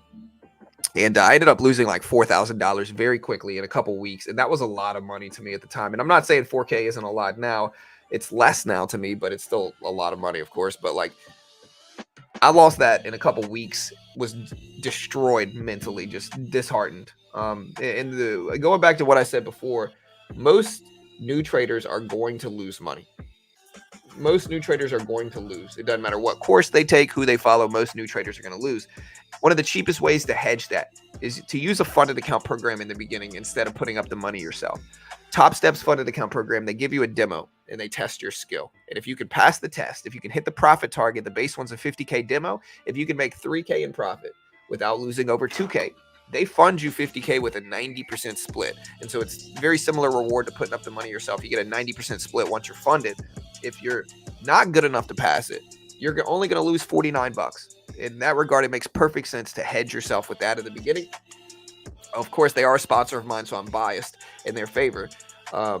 But I think it's incredibly useful because, again, what it allows you to do is have limited risk, but a decent potential reward. And so you can have very small risk of 49 bucks. If you're good enough to pass, you get a 90% split. And there's no PDT rule in futures. Most day traders should be trading futures anyway, because in futures, you can day trade the NASDAQ, you can day trade the S&P, you can basically day trade the Q price action, the SPY price action, no PDT rule. And again, in that regard, it's just incredibly useful because it limits your risk, has a lot of the potential rewards. And again, topstep's the most legit one in the world. They pay out millions every year in actual withdrawals. They fund thousands of traders a year. They pay out millions in actual withdrawals every year. Just a great way to learn day trading. Genuinely a good way to learn day trading. And if you lose, it's not the end of the world. You can check it out right here. Again, they are a sponsor of mine. Definitely biased.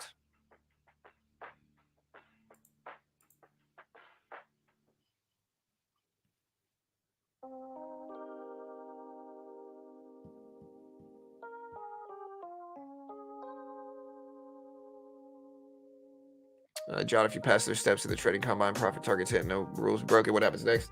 Well, they fund you then. So they'll send you your login information for your funded account after a couple days. I think the first time you get funded, I think there's an activation fee that you have to pay, but it's a one-time fee. And then basically you have your funded account. You're going to have risk parameters. They're not just going to let you YOLO the funded account. Like, you're going to have risk parameters as well. But again, you got to think about it. Like, that's a reasonable expectation. Like, they're not going to let you take the funded account and just go crazy big. Let you risk the whole thing, because in that case, people would get funded for, 50 bucks and then just risk the whole thing. It wouldn't be worth it. No, it's not swing trading. It's only for day trading. And again, I'm definitely biased in their favor, of course, because they're a sponsor of mine. Yeah, Bao, we're not going to promote competitive. You know better. The reason I'm putting you in timeout is because you know better. You did that intentionally for whatever reason. But yeah.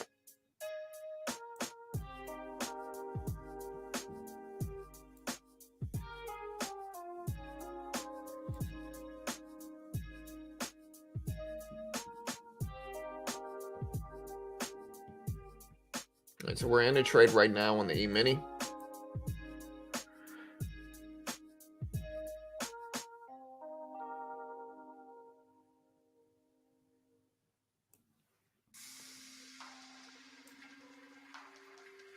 Yeah, so we took some profit here. We're actually not down very much on the day.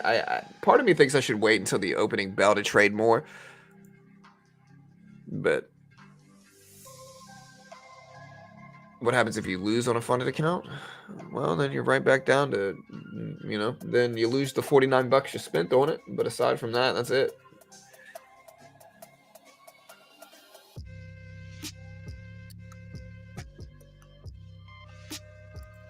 Hey, thanks so much for the donation, brother.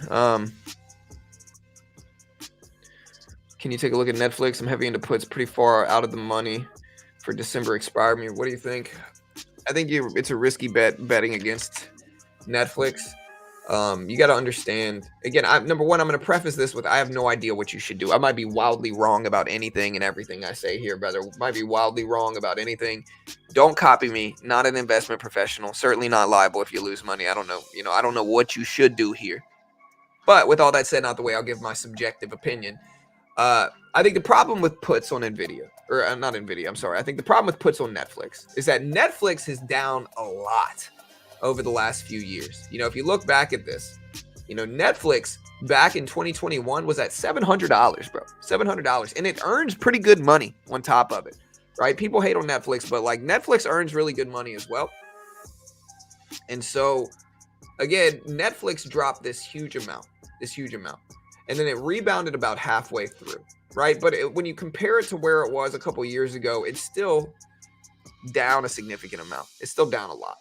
And so I think shorting that is a risky thing because I think it's on the comeback from being down so much versus, it's on the comeback from being down so much versus, short.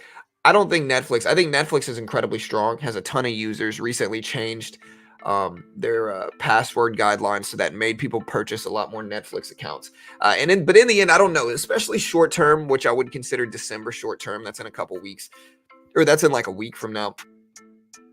I don't know anything could happen short term. I guess it depends on how far outside the money you are for it. But again, good luck. I have no idea what you should do. I appreciate the donation, brother. I appreciate the donation. Short term, anything can happen. And again, what I will say is like if tech comes in really rough today, like if Nvidia comes in really bad for earnings, then there's definitely a chance that Netflix sympathy moves down a little bit from it.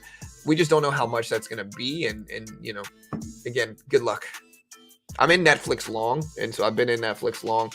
My average for Netflix, again, we ended up taking most of it off, but my average in Netflix is 380s, right? Netflix is at 470s. So, I mean, my bias is on the other side. Gold also just tapped over highs too. Gold just broke 2000s.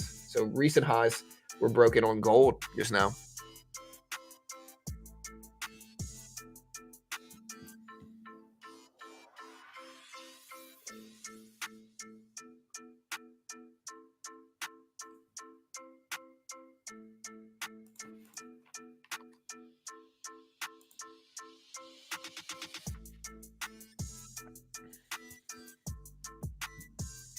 Yeah, gold over 2000, sitting right at 2000 now. I'm in gold as well. Again, the Cuban mostly breaking down this morning, but when you zoom out, you see it was up a lot yesterday. And so, I mean, the Q opened up yesterday morning at 386. Q still at almost 390 right now at 389.50s here, even with it breaking lows. Again, a lot of eyes are going to be on Nvidia today, specifically because Nvidia has earnings. And so it's kind of a big day for them. But I'm not sure what we're going to get here. I really don't know. I think anything could potentially happen here. And I think you got to just be smart, be careful.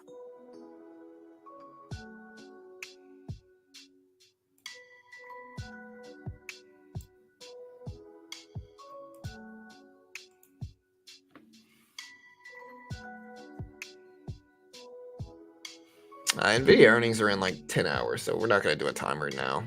It's going to be much later.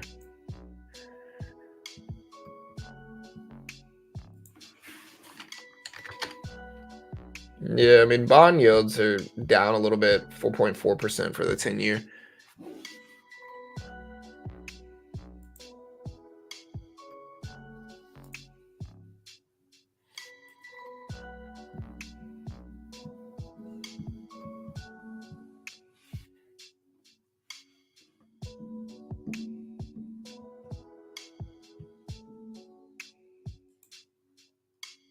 What do you think about SoFi? I think SoFi is a useful company, but it's also a mid cap, and so mid to small cap stock that was really overhyped. Again, I talk about it a lot, but the problem with most penny stocks and really mid to small cap stocks in general is stocks like SoFi. People get really hyped up about them and they treat them like they're blue chips, but they're incredibly risky to invest in because anything could freaking happen. And so you just got to be smart and understand anything could go here.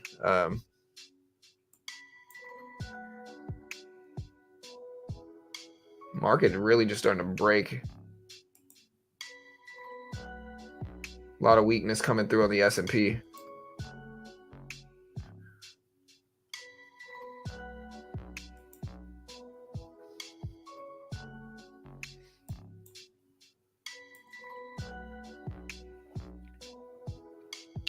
SoFi is a buy. Come on now.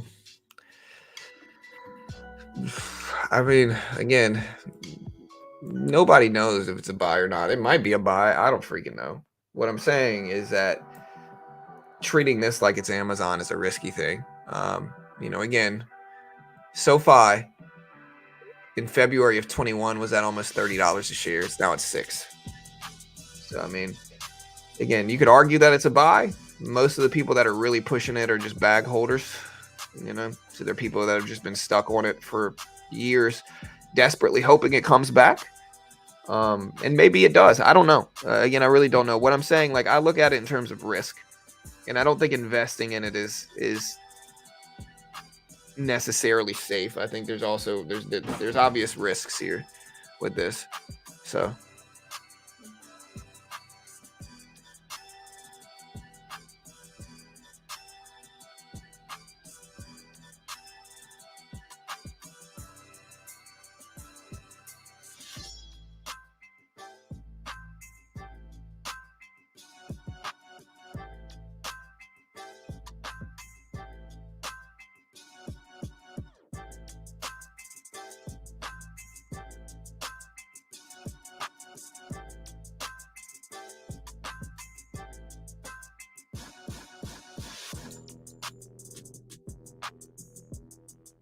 sorry, I'm in here talking to Carol. Yeah, I'm not even trying to hate on anybody. I'm just trying to say, like, nobody knows whether it's a buy or not. It's just risky, obviously. And again, you got some stocks that just have these big communities formed around them that are mostly bag holders. And again, I'm not attacking you if you're in one of those communities, but you got to recognize what you're participating in, which is you're in a stock that's down big percentages recently. That, I know everybody thinks their stock is different and that somehow their stock is going to succeed. And SoFi is actually up on the year, So again, I'm not hating on it. Maybe it succeeds. I don't know. But I think a weekly chart's really rough here, and I think it's been in a downward trend. SoFi has been in a downward trend really all of this year in 2023. Or maybe not. I'm sorry. I'm wrong there, actually. 2023 SoFi is, when did the month start? SoFi is actually slightly up this year.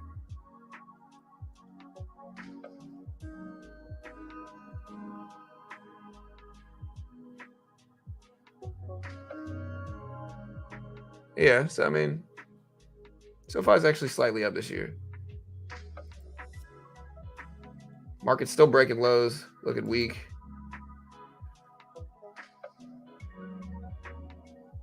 SPY still just giving it back. I think maybe some front loading is getting in there for NVIDIA earnings.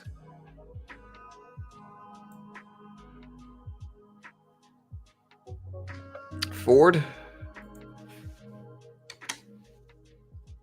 Yeah, I'm in Ford right now. My average price is 1170s, but we're in 25 shares. So we are down $34 in our Ford position.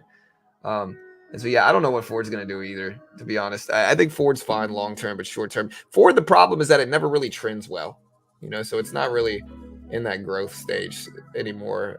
Ford long-term chart looks really rough. You know what I mean? So, like, Ford, it'll still probably be around, but you might lose on it long-term if you buy it.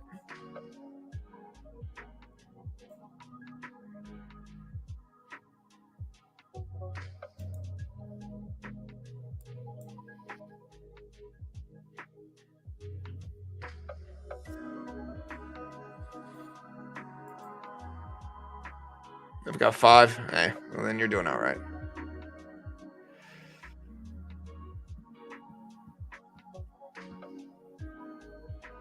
Yeah, NVIDIA breaking down, Tesla falling down. Stuff's finally starting to give back. But again, we've had a 5-day green streak here. So the market has moved up for 5 days in a row.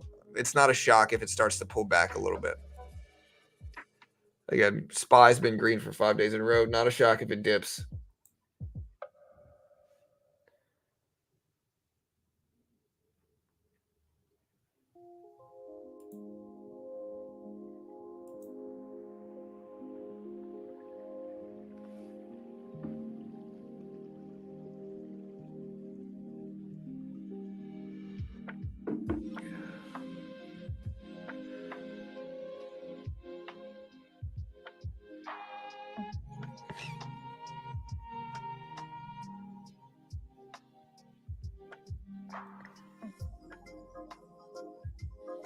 All right, so again, Q right at 389 whole dollar level. We'll see if it bounces. NVIDIA's up there also. Look at the NASDAQ. I'm looking for a buy bottom.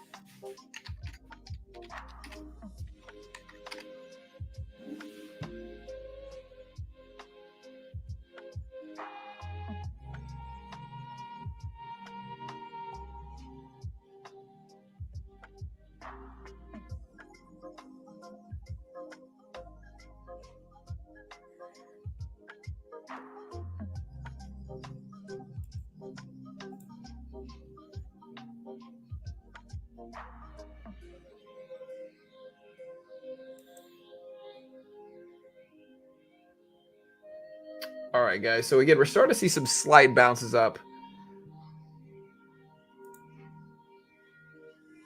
We're at 389s here on the Q. It's starting to move up some. E-mini's starting to bounce up a little bit as well. Where's my phone? I just heard it. Here it is. Yeah, I don't know what the NASDAQ's doing right here. I know the market's been pulling back a lot today. And again, as I said, if there's going to be a day with crazy volatility, today's probably that day. You know?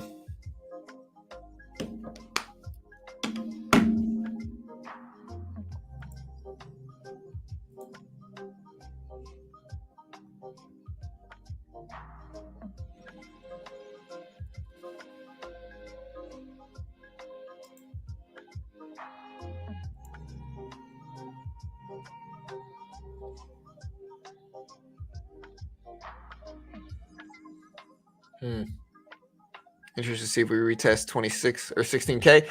Yeah, Baba, man. Baba's been really weak as well, though. Baba's been weak since Jack Ma went against the CCP, and now it's at 75 a share. Although a lot of online stocks have been weak as well, so I don't think it's just Baba.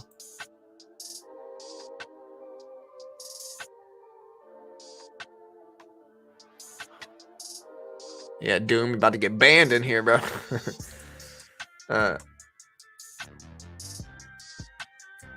No, I'm just joking. Kind of.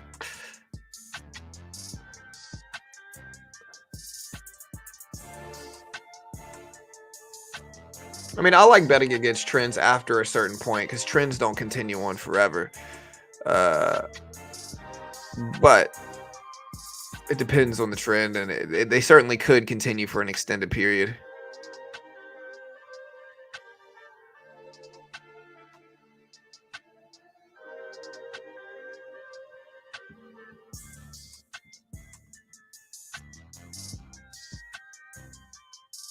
Apple repurchased 500 bill in stock over the past 10 years.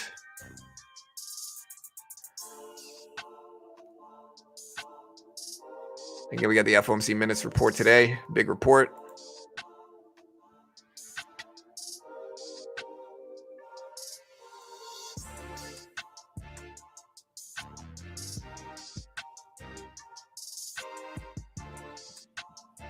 All right, finally pull it back a little bit. Again, we got to watch NVIDIA. NVIDIA hitting 501s right now, 501s.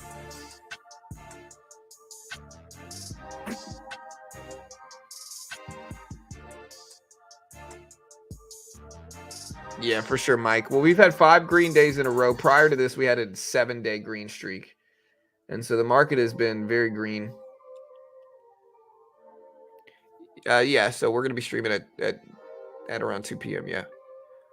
Probably start a little early, like we always do. But NVIDIA breaking down, though, here. Look at NVIDIA fall.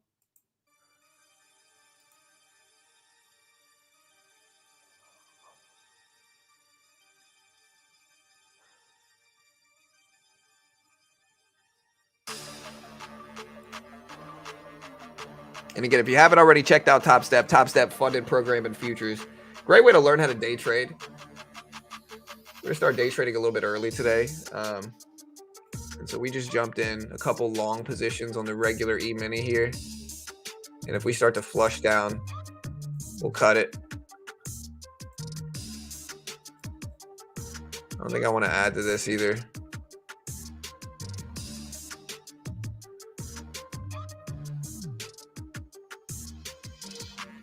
And we're bouncing back up. Close to flat on the trade now. Again, watch NVIDIA. NVIDIA right around 500, right? Like that's the one level in which, like, I think you might be able to buy it close to this $500 level. The NASDAQ is also approaching 16K. And so I think if you want to take a bet on that, there's a chance that we hold at that level. But if we break it, there's a chance that we really flush. And so I think you got to just be smart and careful in these situations now for sure.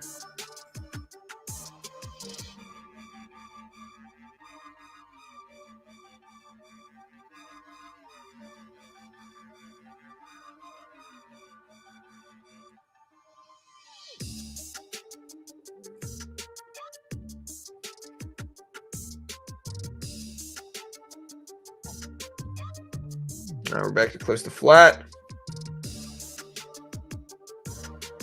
Overall correction day. Yeah, I mean, I tend to agree a little bit. I think we're probably a little up. We're probably up a little bit too much, especially we got big economic stuff dropping today. Again, we got Fed minutes. We got Fed minutes report. We also have NVIDIA earnings. NVIDIA earnings is going to be the biggest, wildest influence over markets. And so that's something that you just want to be weary of, especially if you're in tech right now. You know, that's something that can move tech a lot. So you got to just be careful.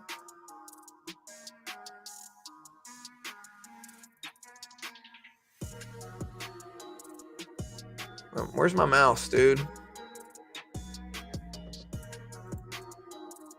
My mouse just disappears. Weird.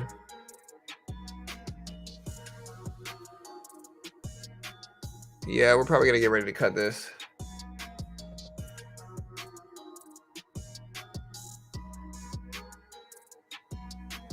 Video right at 500, so I think there's a chance that we could bounce right here.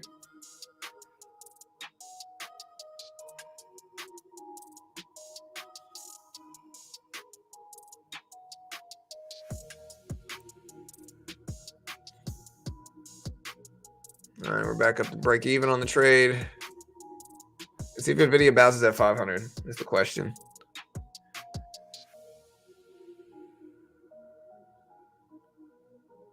What do you think FOMC minutes will be discussing today? I really don't know.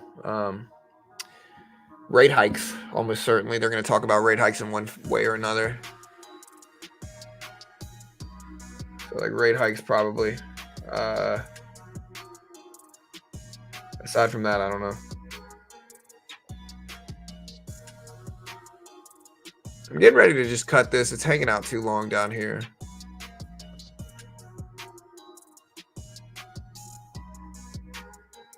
I might move over to the NASDAQ and trade this. The E-mini is just not treating me right today. All right. Trying to bounce.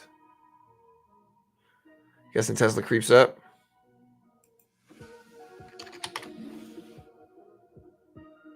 Yeah, Tesla just cracked red is the problem right now. This is taking too long. I'm just going to cut this and wait.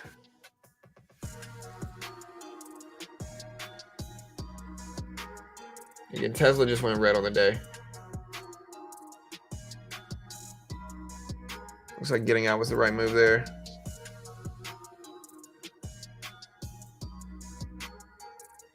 Again, if you want to try the funded account program with me, check out Topstep. I think I put the link in the description already. It really is the greater way to learn how to trade. And if you're good enough, you can get funded. If you're not good enough, most of the time you're going to lose less than you would putting up the money up yourself. I can't guarantee anything, of course. Nobody can. But I think like futures market, you can day trade the Q. Essentially, you can day trade the S&P 500, the SPY basically in futures and the E-mini. You can day trade gold, currencies, patterns are very similar to other blue chips. There's just no PDT rule, which is incredibly beneficial. And there's most pro traders actually day trade futures over stocks. So if you want to check it out, here's the link. We're going to be trading on them today a bunch.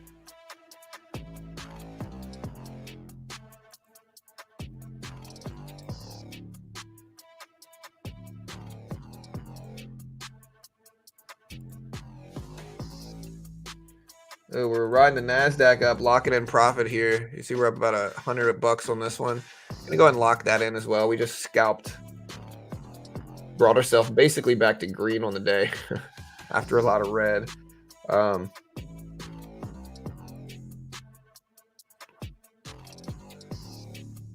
try this again. We are now in the NASDAQ. We got one contract here. You can kind of see how you day trade it. I'm buy market, sell market, buy bid, sell the ash, just like stocks, but no PDT rule doing this. I'm looking for this trend to break. Again, the whole thesis of that previous trade where we made a couple hundred was NVIDIA's bounce at $500. I think there's a chance NVIDIA bounces here. I think Tesla is trying to fight back over the previous close, and I think the NASDAQ is right at 16K, which is a historical support level. I'm not telling you to buy, guys. I have no idea what you should do. But I think I can get into a couple scalps, go green on the day ahead of the opening bell.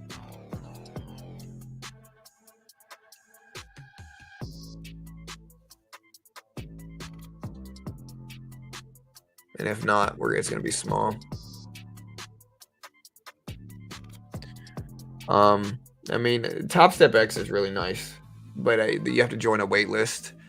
I'm using Quant Tower outside of topstep X, and so I'm using a mix of topstep X and Quant Tower, but it's subjective. It's a subjective thing. All right, so now we're starting to dip down a little bit and retrace back up. Again, NVIDIA right at this $500 level. I think it's a big spot. Hey, thank you, Ramsey.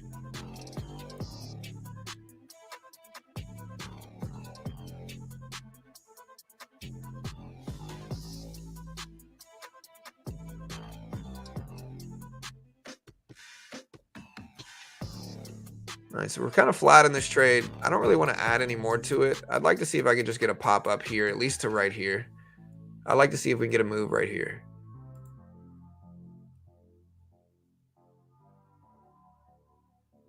Yeah, I don't know what we're going to do after that, but I'd like to see if we can get a move up there.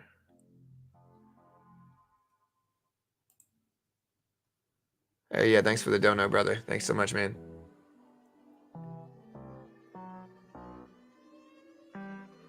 All right.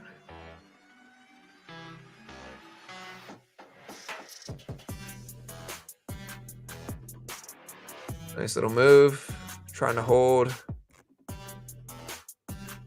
Retracing back down. Yeah, I'm going to cut that now. All right, so we lost a little bit. We're down less than $100 on the day, though. So like we've gotten pretty good results. I still think this might be able to bounce, too.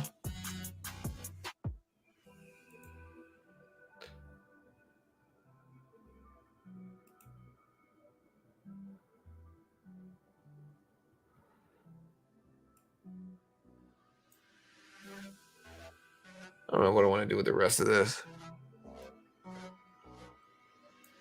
Here's the E-mini. Like we've been downtrending for so long, I think, I don't know what we're going to do now.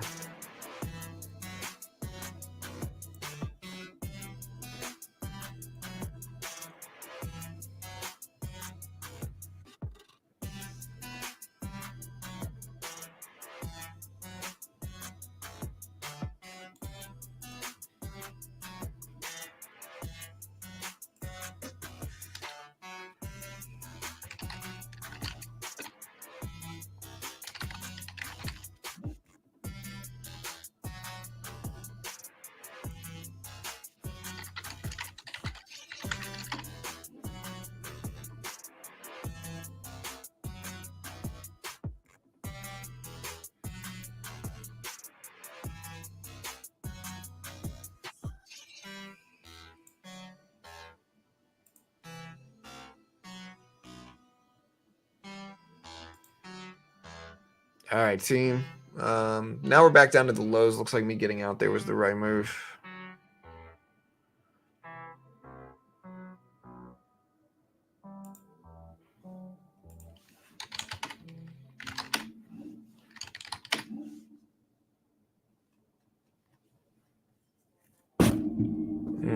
Sorry.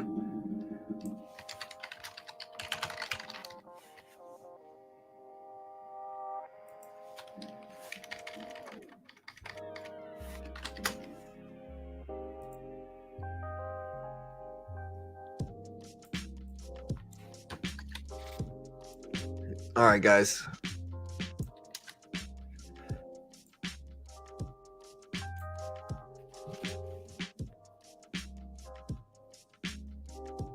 Is this the overall pullback? Make it ugly if we drop too fast? Yeah, I mean,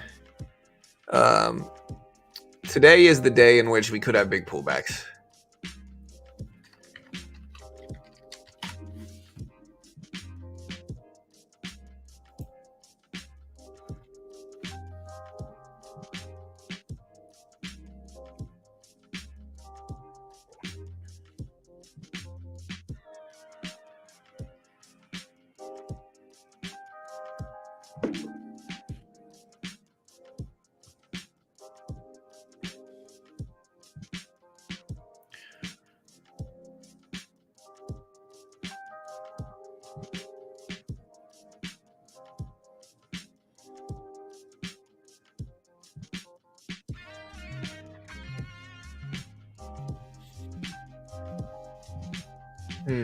Yeah, I'm looking at the news. Wonder if we see a fake 16,000 breakdown. Tesla is really what's dragging the market too right now. Look at Tesla on the top right. Tesla just cracked under the previous closing price, starting to finally dip down some. So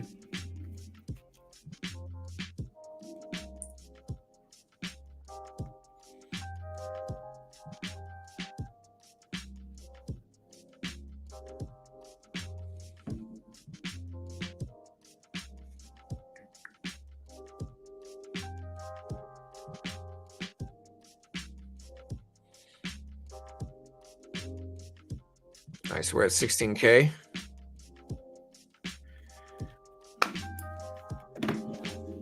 Tesla dip. Again, SPY has been basically flat. Here's the SPY, the E-mini, essentially. Watch NVIDIA, watch Tesla. NVIDIA right at 500, the NASDAQ right at 16K, right at 16,000, testing it now. NVIDIA testing 500. And so a lot of these stocks have run up big, and they're starting to finally contract a little bit now.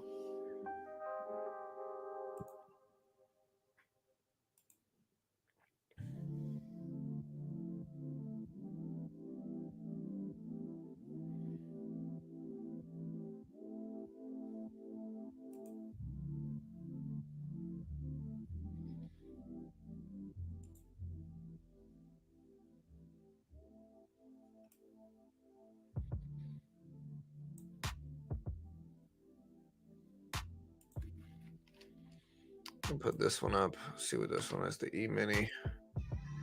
A 1 minute chart.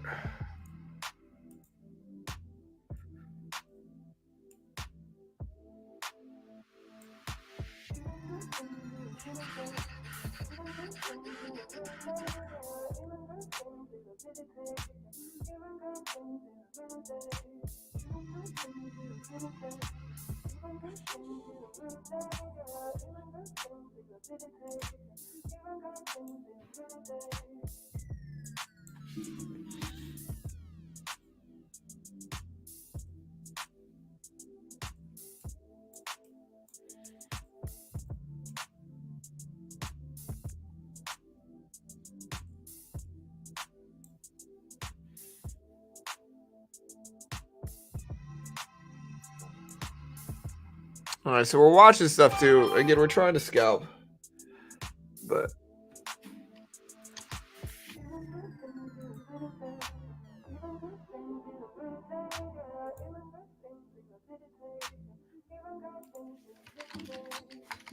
yeah, I saw that pawn.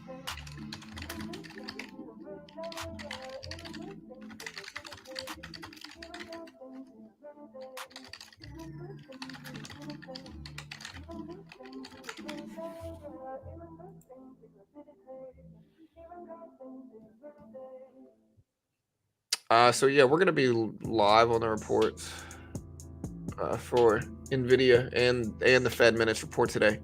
That's later though. Right now, we're just covering the opening bell. It's slow.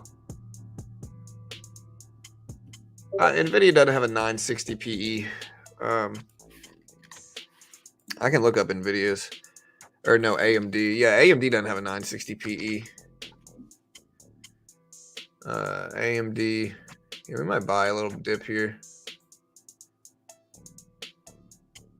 Although NVIDIA did just crack under 500. Maybe this NASDAQ dip's the wrong move. But yeah, AMD, just to put this into perspective here.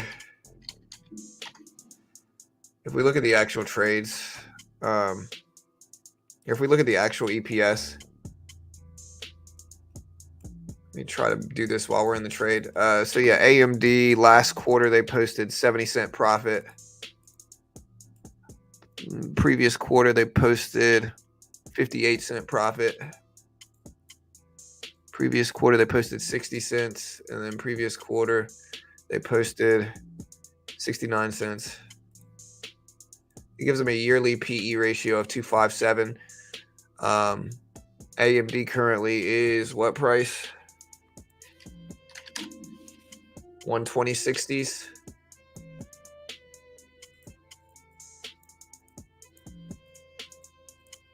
It gives them a PE ratio of 47, roughly. So it's not like a You know, that's sensationalizing it, saying AMD has a PE ratio of 960s. Like it's the PE ratio is 50 or so, a little bit under 50 with this latest earnings report. So it's not like the worst thing ever. AMD has a better PE ratio than a lot of stuff after their recent earnings.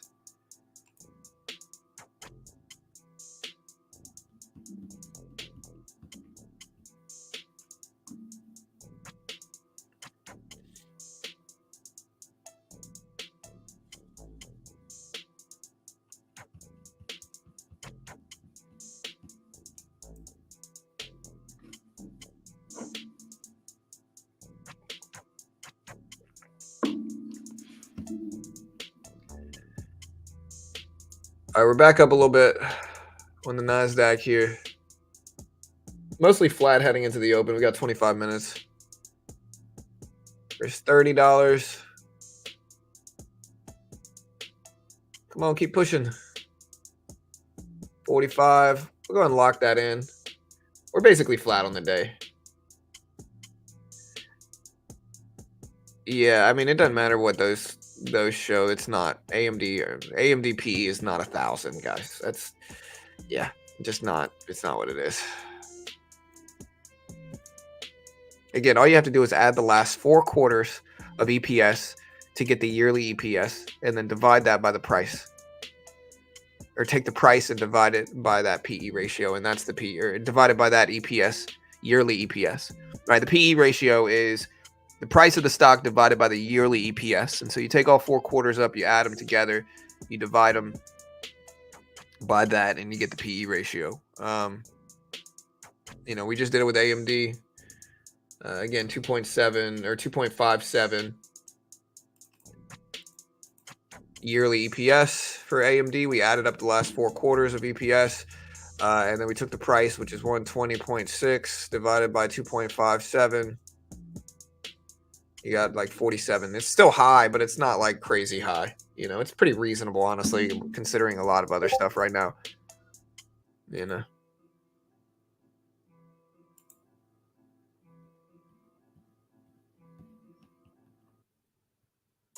I don't know why those platforms have it at that either. That's weird. And I mean, again, if you think I'm doing it wrong,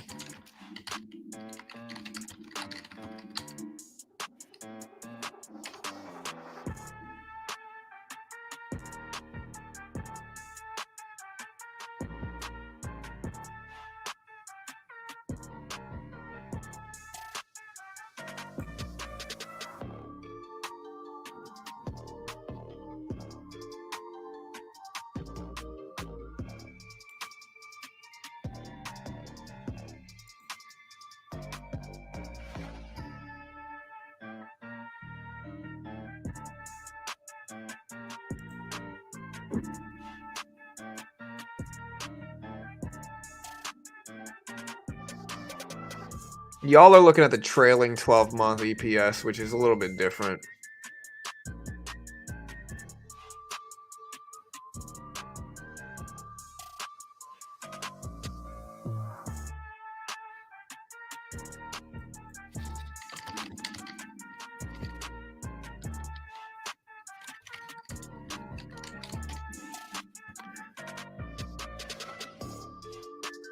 Yeah, so again, how to calculate PE ratio, dividing the price of the stock, which in this case would be 120, right? 120.6. Price of the stock, 120.6, by the company's annual earnings per share. All right, so company's annual earnings per share, again, when we read them here, 70 cents last quarter, 58 cents the quarter before that, 60 cents the quarter before that, 69 cents the quarter before that, right? That gives us a 2.57 annual EPS ratio, which gives AMD an EPS of about 47. You know, again, not super high, not super low either. It's kind of, I would say it's on the higher end, but it's not like 1,000. Yeah.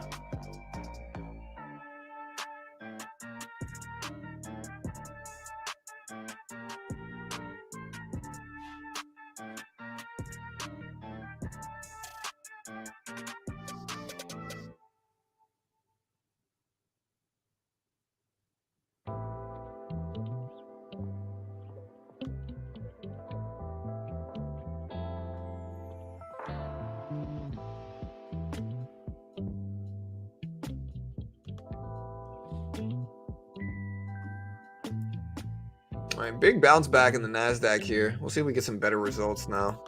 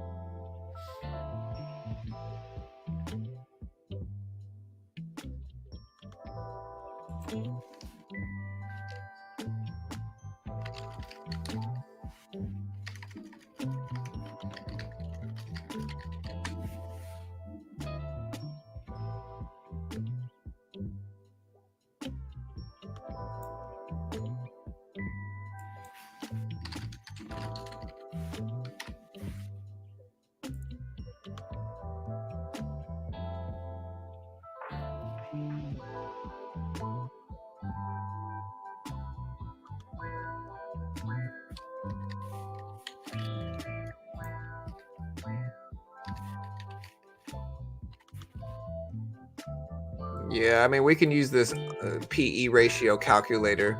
Or price per share 120.6, earnings per share 2.57 on the year. PE ratio is 47. And NASDAQ pop it up a little bit.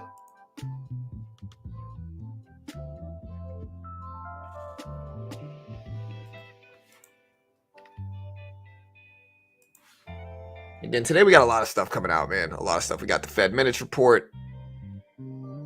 We've got NVIDIA earnings. We're going to be busy all day.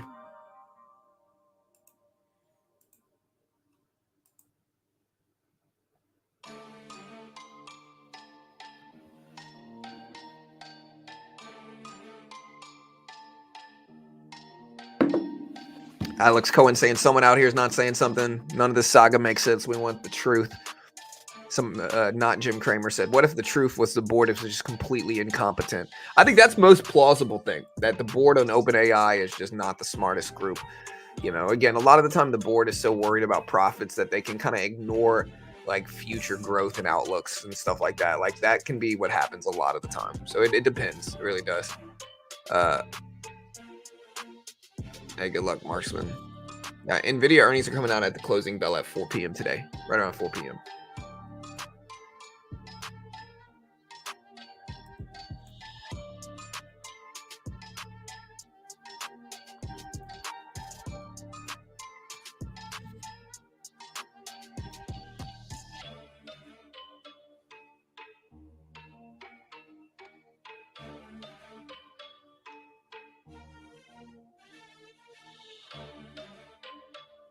All right, guys, we got 13 minutes. I might buy this here a little bit. See if we get another little pop-up. One contract to the NASDAQ here. There's a little pop-up.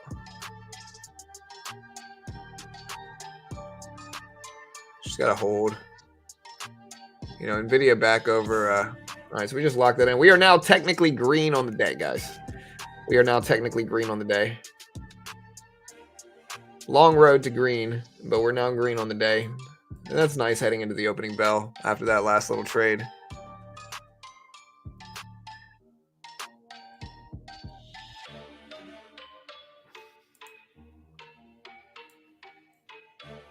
Let's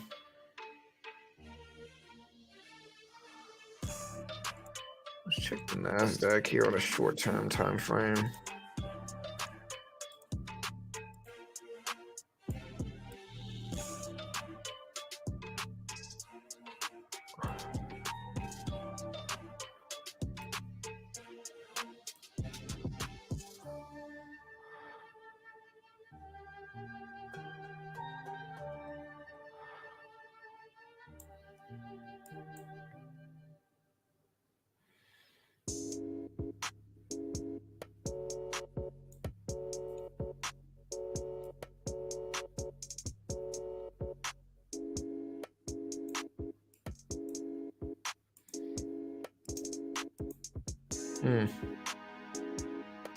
Part of me wants to buy this again. I mean, we're green. I see NVIDIA start to rip.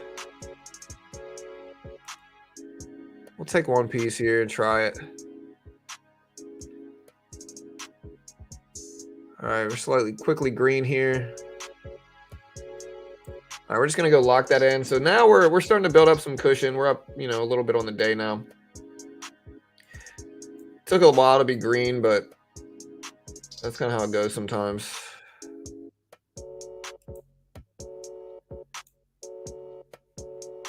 Is your eye okay? Yeah, I injured my eye at jiu-jitsu.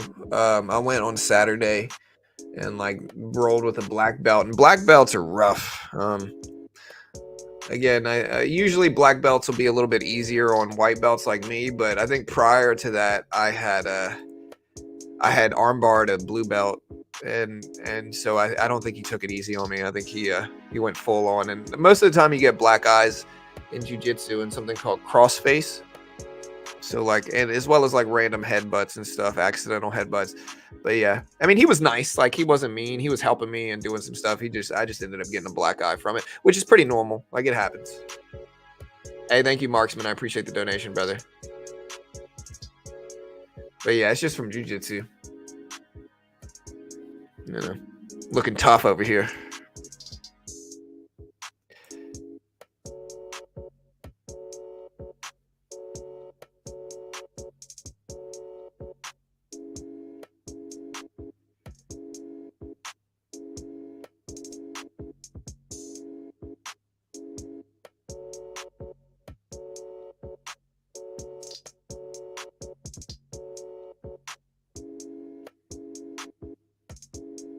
All right, so now NVIDIA's still turning up here. I kind of want to buy this again.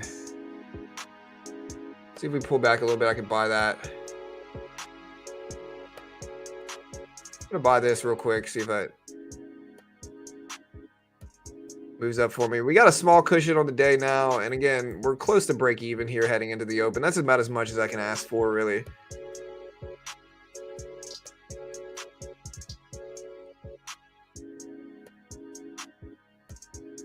Again, the NASDAQ did hold 16K. So the NASDAQ did hold it. NVIDIA over 501s now. So we're flat here on this trade, trying to give it time.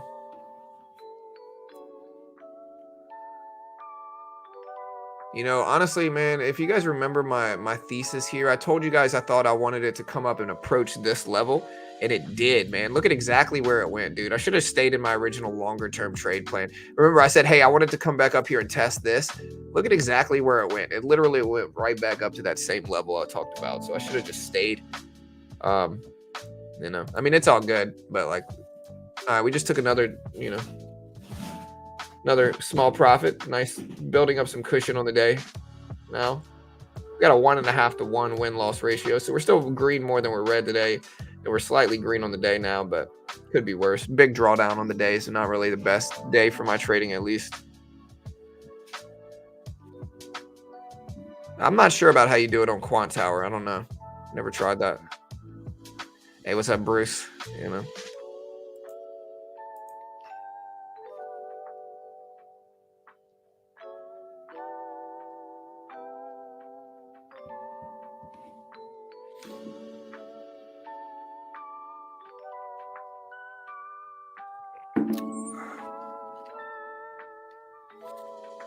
All right, so it looks like we got out right in time for this. 12 minutes until the opening bell, team. But yeah, I appreciate the donations. We got a lot of donations today. Thanks so much.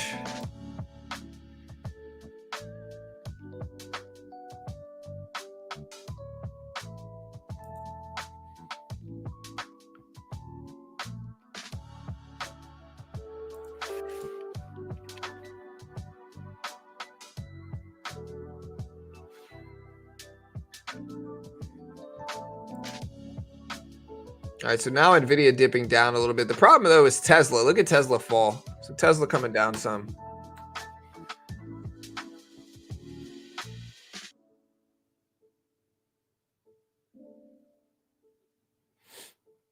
We got 10 minutes or so until the market opens.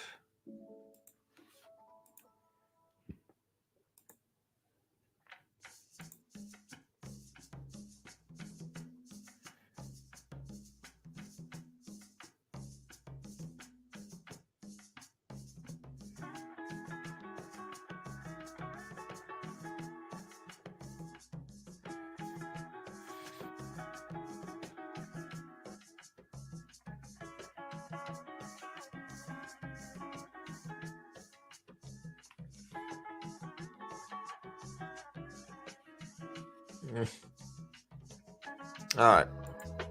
Who won the football game yesterday? Did Jalen Hurts or Mahomes win?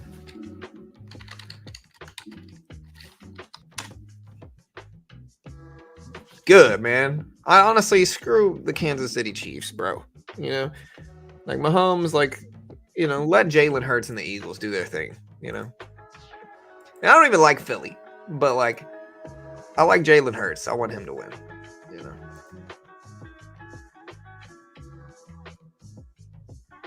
All right, so again, the OpenAI saga has continued into today. We're getting some reports that almost 750 of the 770 employees, so technically 745 of the 770 employees at OpenAI, all have threatened to resign if Sam Altman is not reinstated. Some investors are thinking about putting lawsuits on OpenAI because they think it's just bad for the company to let Sam Altman go like that. OpenAI reached out to its competitor Anthropic for a potential merger. Microsoft's now amendable to Sam returning to OpenAI, but board would have to resign and OpenAI's governance would have to change. Microsoft may ask for more seats on the OpenAI board. OpenAI was rumored to be valued at $90 billion. Now nobody knows what it's worth with Sam gone, and many people are witnessing.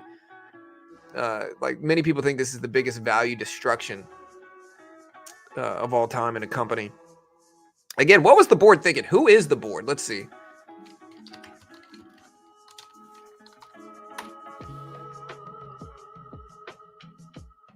Let's see who OpenAI's board is.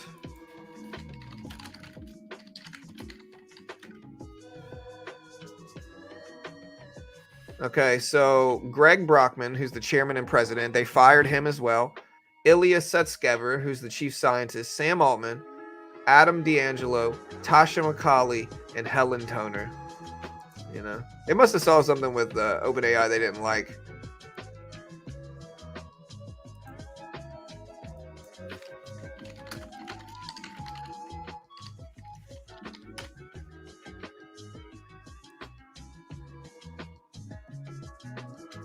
Greg Brockman, Ilya, Adam D'Angelo.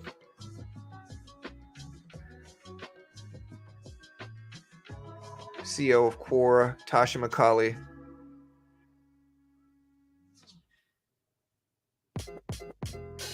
Helen Toner.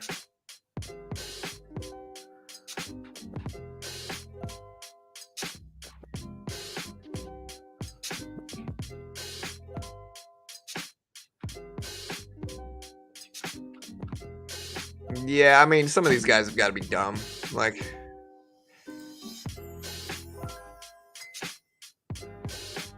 you know.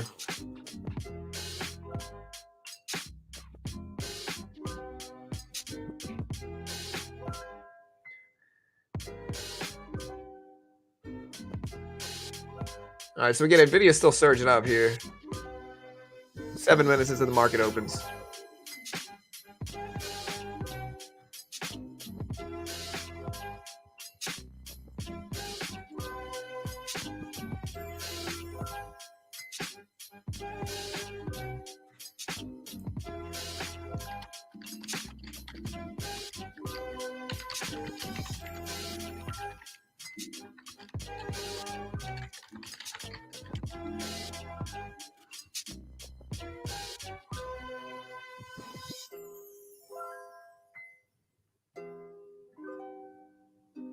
Yeah, gold all the way up to over 2000 at $2001 right now. Again, a lot of stuff's watching Tesla and AMD and Nvidia for what they do today. Grok is better. I've heard good things about him.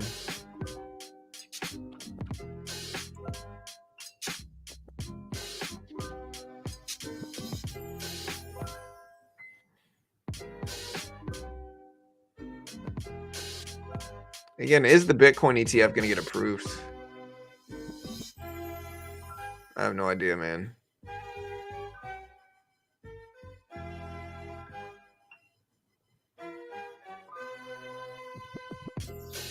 Again, I'm telling you guys, I think the risks, and I'm saying this over and over and over again, the risks of this ETF hype that's been going on is that if the ETF does not get approved, if the spot ETF does not get approved, Bitcoin is going to crash.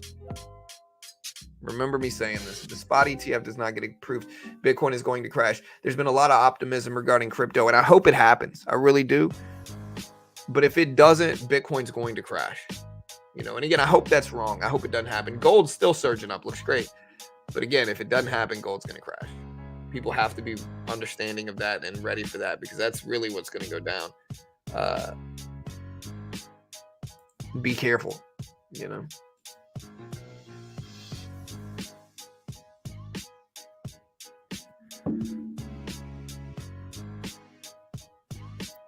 Of course not, Len. That's ridiculous. I'm not really a big drinker anyway, you know. Like, I've had to distance myself from friends that were just really, really heavy drinkers. I'm not against drinking, okay? I'm really not.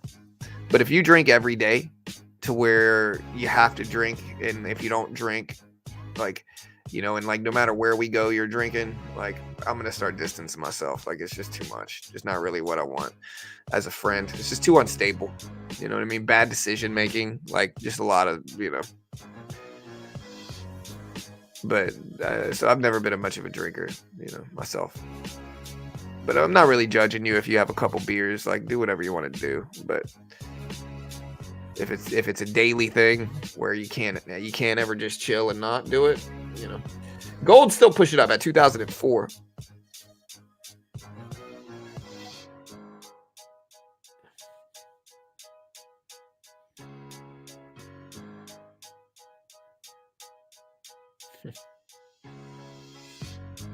If he comes back by, they tried the same thing. Yeah.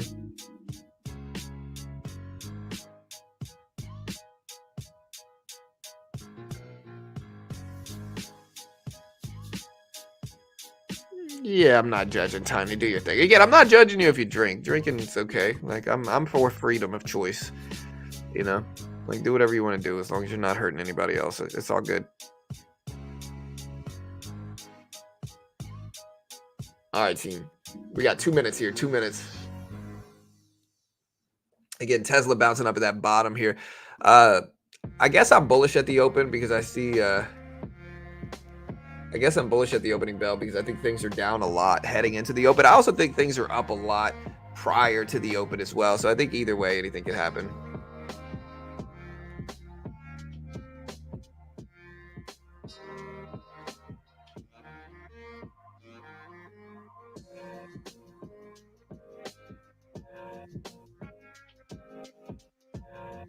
Hey, congrats, Dougie. All right, guys, we got a minute and a half left.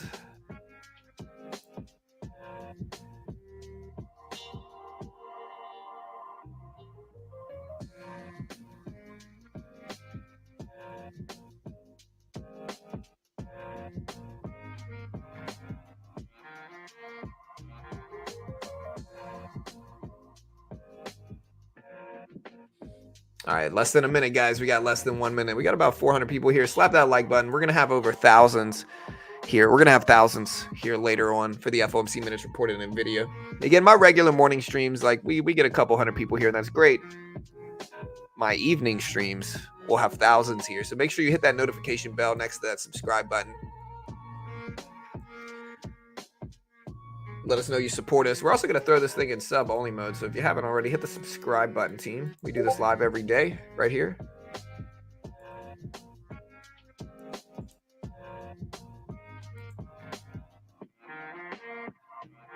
All right, so we're bouncing up again on the NASDAQ here. Here's the opening bell in 15 seconds.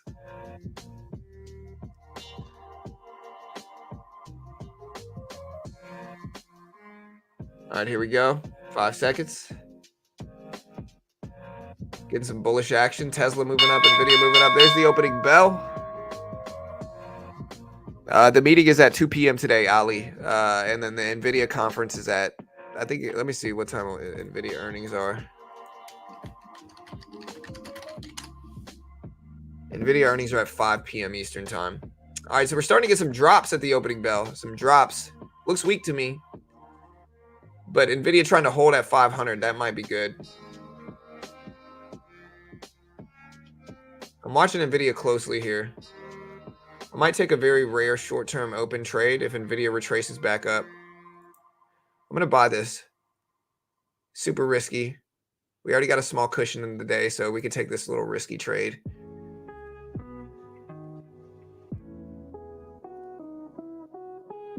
And I'm getting punished for it. Well, there we go. We're retracing some. I'm about to cut this. Yeah, we're going to have to get out there. We just gave it all back. It's all right. We're not down that much, actually, believe it or not. We're down like 120 bucks. I wanted to give NVIDIA a chance to hold there. And so, you know, again, we're trading pretty small today, so it's all good.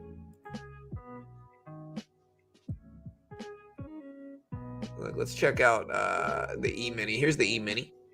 E-mini's just not moving that much today right now, man. It's just not.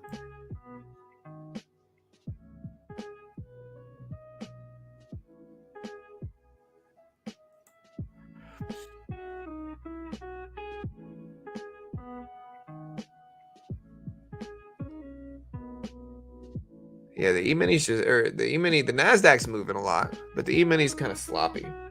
Gold's still turning up. The NASDAQ did just dump under 16K.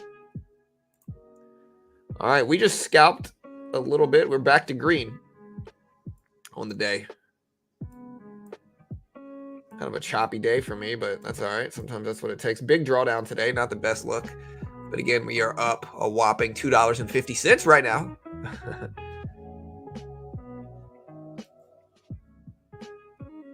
Scalping a little bit more.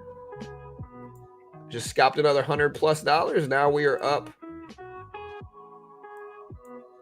$100 and $102 on the day now.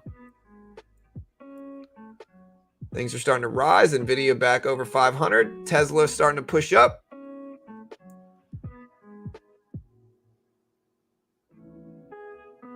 I'm going to wait to figure out what Tesla does before I trade anymore.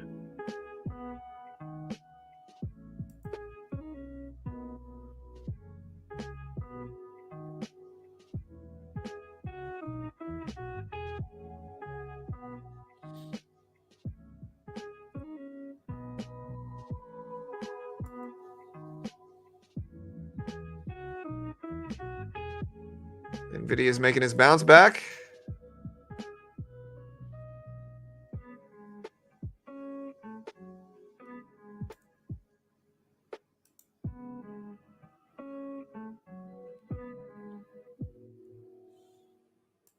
NVIDIA trying to rise. Let's see if it does.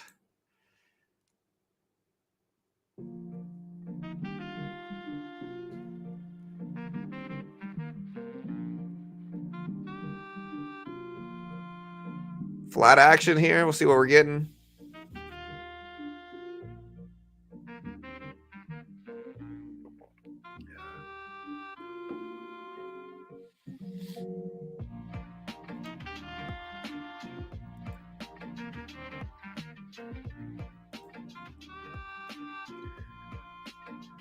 Market's choppy. We're letting things settle down.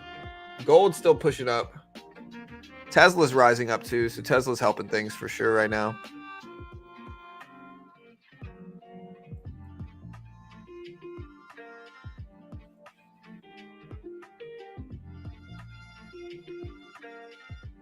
Tesla's dragging the market up. Tesla up to 237s.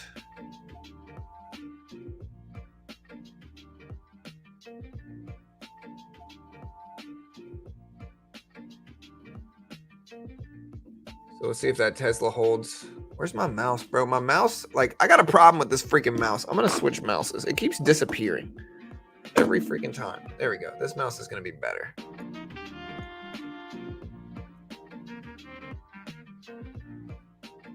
All right, so here's the NASDAQ.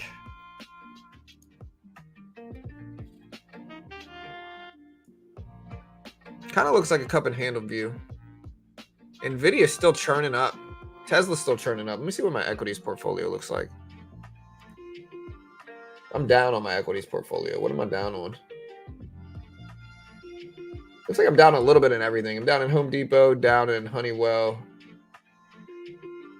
up in gold, up in Tesla.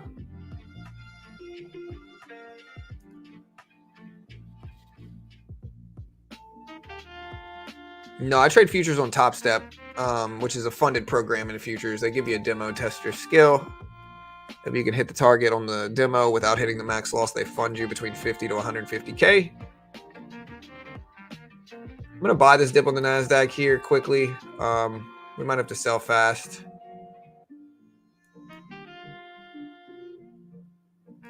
Oh my gosh, I just bought 5 shares accidentally, bro. I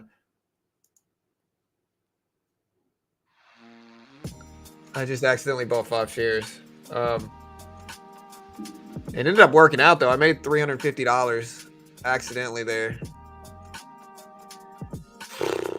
Nerves. All right, we bought the dip here in this. $50, $60. Maybe we should have taken profit on that little dip.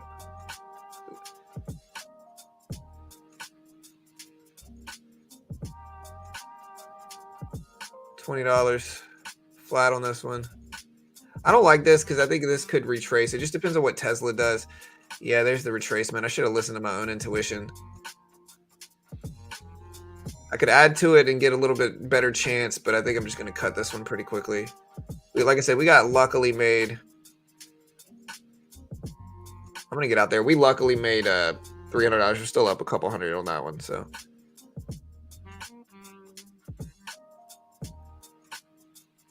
We are hitting the 200 EMA, though. We'll try this dip buy. Take some larger risks now because we can, so we'll try to add to this one if it pulls back on us a little bit heavier than expected.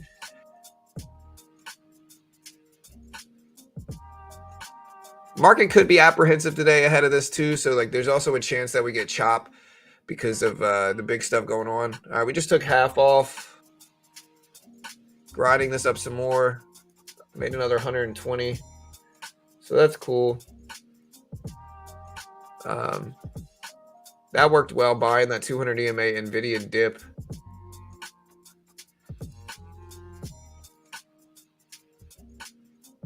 Yes, there's a monthly free for the combine. No, I mostly trade stocks on TOS.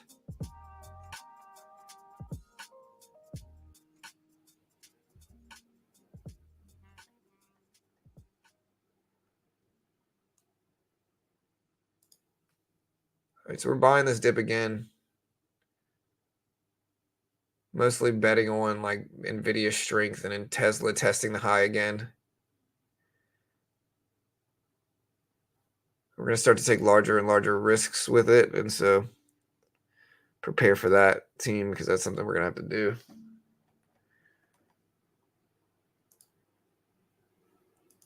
All right, we're up 50. 140.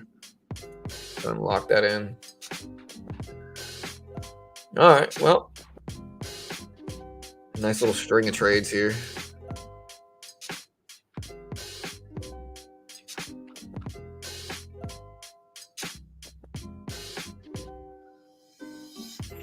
I'm not sure, Don. We'll see when.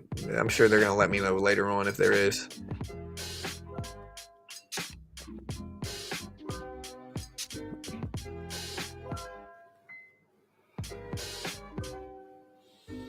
Big rebounding move here and a lot of stuff.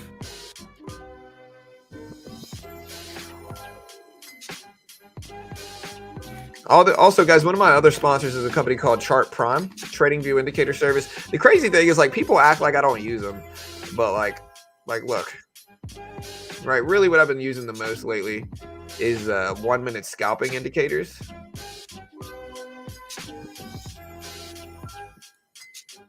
Hold on, we might buy this dip. All right, I'm gonna buy the NASDAQ here. Might add a little bit to it, take some risks because we can. And there's 2 contracts.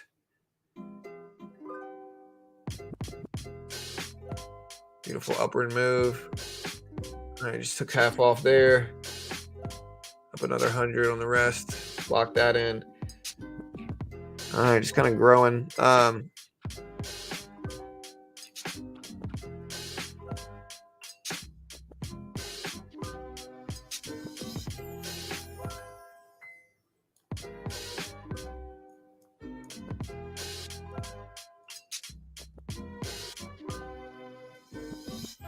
Little cup and handle style breakout here.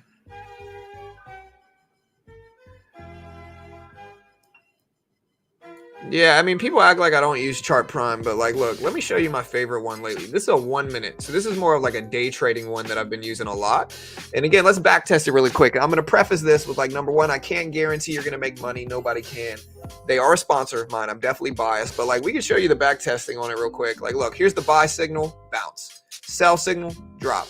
Buy signal, we got a little bit of a bounce over the next few minutes. So that's 3 for 3. Even if you consider that one, that's 2 for 2 or 2 and 1. But I think that one worked too.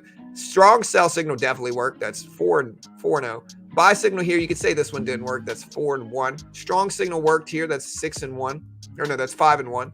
Buy signal here definitely worked. You got a nice little bounce up afterwards. That's 7 and 1.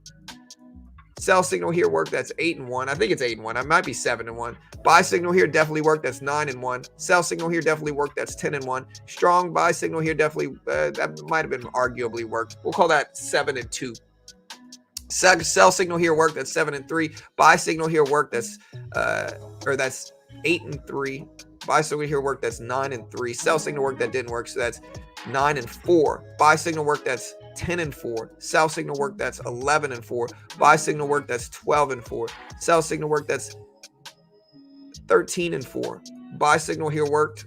Again, that's 13 and 4. Sell signal definitely worked. 15 and 4. 16 and 4. 17 and 4. 18 and 4. 19 and 4. You can keep going and test it. 20 and 4. I can't. And again, this is really useful. You could also put the screener up, right? So if I put the screener up here, they also have a back tester, which I'm still learning how to use, and you can get all this stuff. You get the access to the back tester if you use it on, if you buy the lifetime subscription, which is only $1,000, which I think is incredibly useful. But again, looking at the screener here, the screener will show you, you can input different symbols, and it'll tell you what trend they're currently in. And you can also specify like different breaks of the symbol and like all this other stuff. If you want to check out Chart Prime, there's the link for it right there. You can check it out. Again, we're waiting for the screener to load. Market's starting to churn up a little bit, though. You can see it moving right now. Waiting for the screener to load. But again, they also have a back tester, which, again, I'm still playing with. The back tester will show you which ones work the best. So, like, yeah, look, here's the screener. Number one, what I can do here is I can go to the screener, and I can change the symbols here. So I can change this. I like the E-mini. So I'm going to throw that up. I'm going to throw the NASDAQ up. I'm going to throw the Dow up. We can put up, the Russell. We can put up, the SPY. Put up the Q. Put up Apple.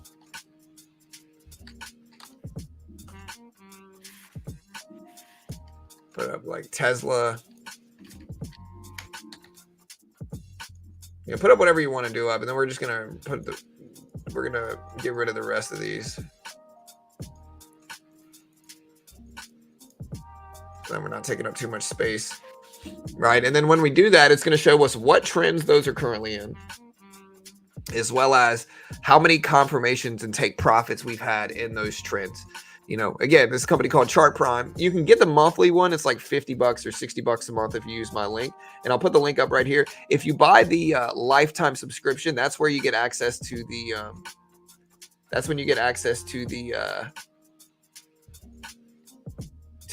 back tester, which I'm still learning how to use, as well as the screener. But if you want to check it out, there's the link. Did I end up hiding it? I hope I didn't. Okay. Yeah. Well, we'll get this up. But again, you can see even the flag patterns are very useful. But again, just check this out. Like, look at the strong signals and look at how accurate the strong signals were. When I did use the back tester, it said the strong signals were the most effective. And again, we can kind of see that here on a 1 minute chart. Look at the strong signal here. And then look at the big breakdown you get. Again, strong signal here. Look at the big breakdown you get. You know, so again, waiting for the strong signals, and you can set alerts for this on TradingView. Like I can set alerts right here with this. Very useful. And so again, check it out. You can get access to that back tester. Look at my support and resistance level, following it really, really nicely too.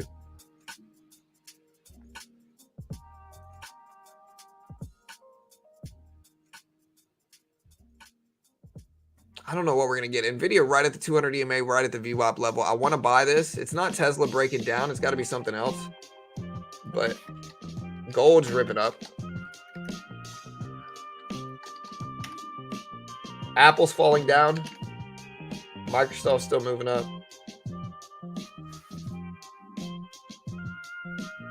I'm going to buy this, I think, right here. Although it is like a longer term pattern is usually kind of the opposite of what we normally take. All right, we just scalped another 50 bucks there.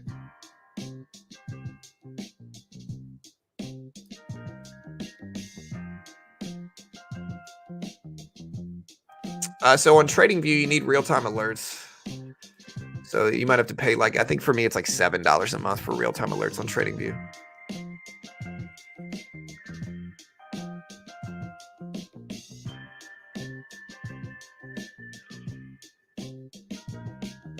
It's starting to flush down here. We're watching Tesla too.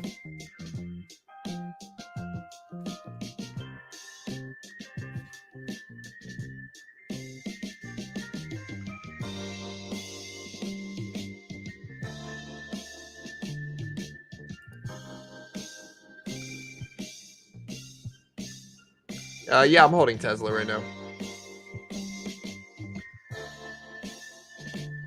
Although my portfolio is down today, except for gold. Everything's kind of down. Apple, I'm slightly red. ARM, I'm slightly red. Amex, slightly red. Citigroup, slightly red. Chewy, slightly red. I'm green on a lot of these overall, though. Coca-Cola.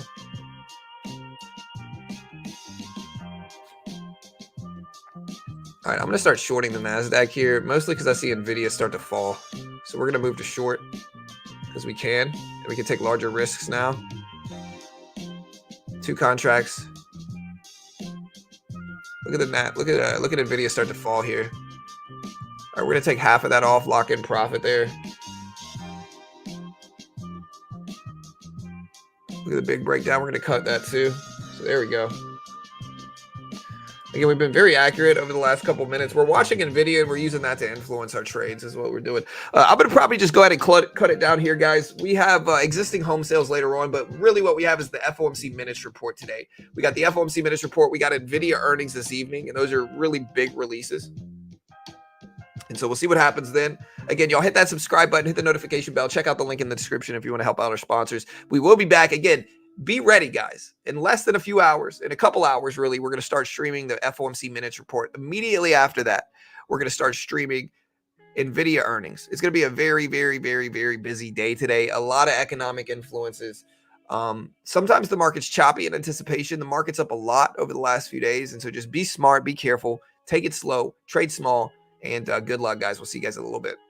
Again, let me know if you guys think the market's going to end red or green today. List it in chat real quick right now. But again, we're going to go ahead and shut it down and be back later on today.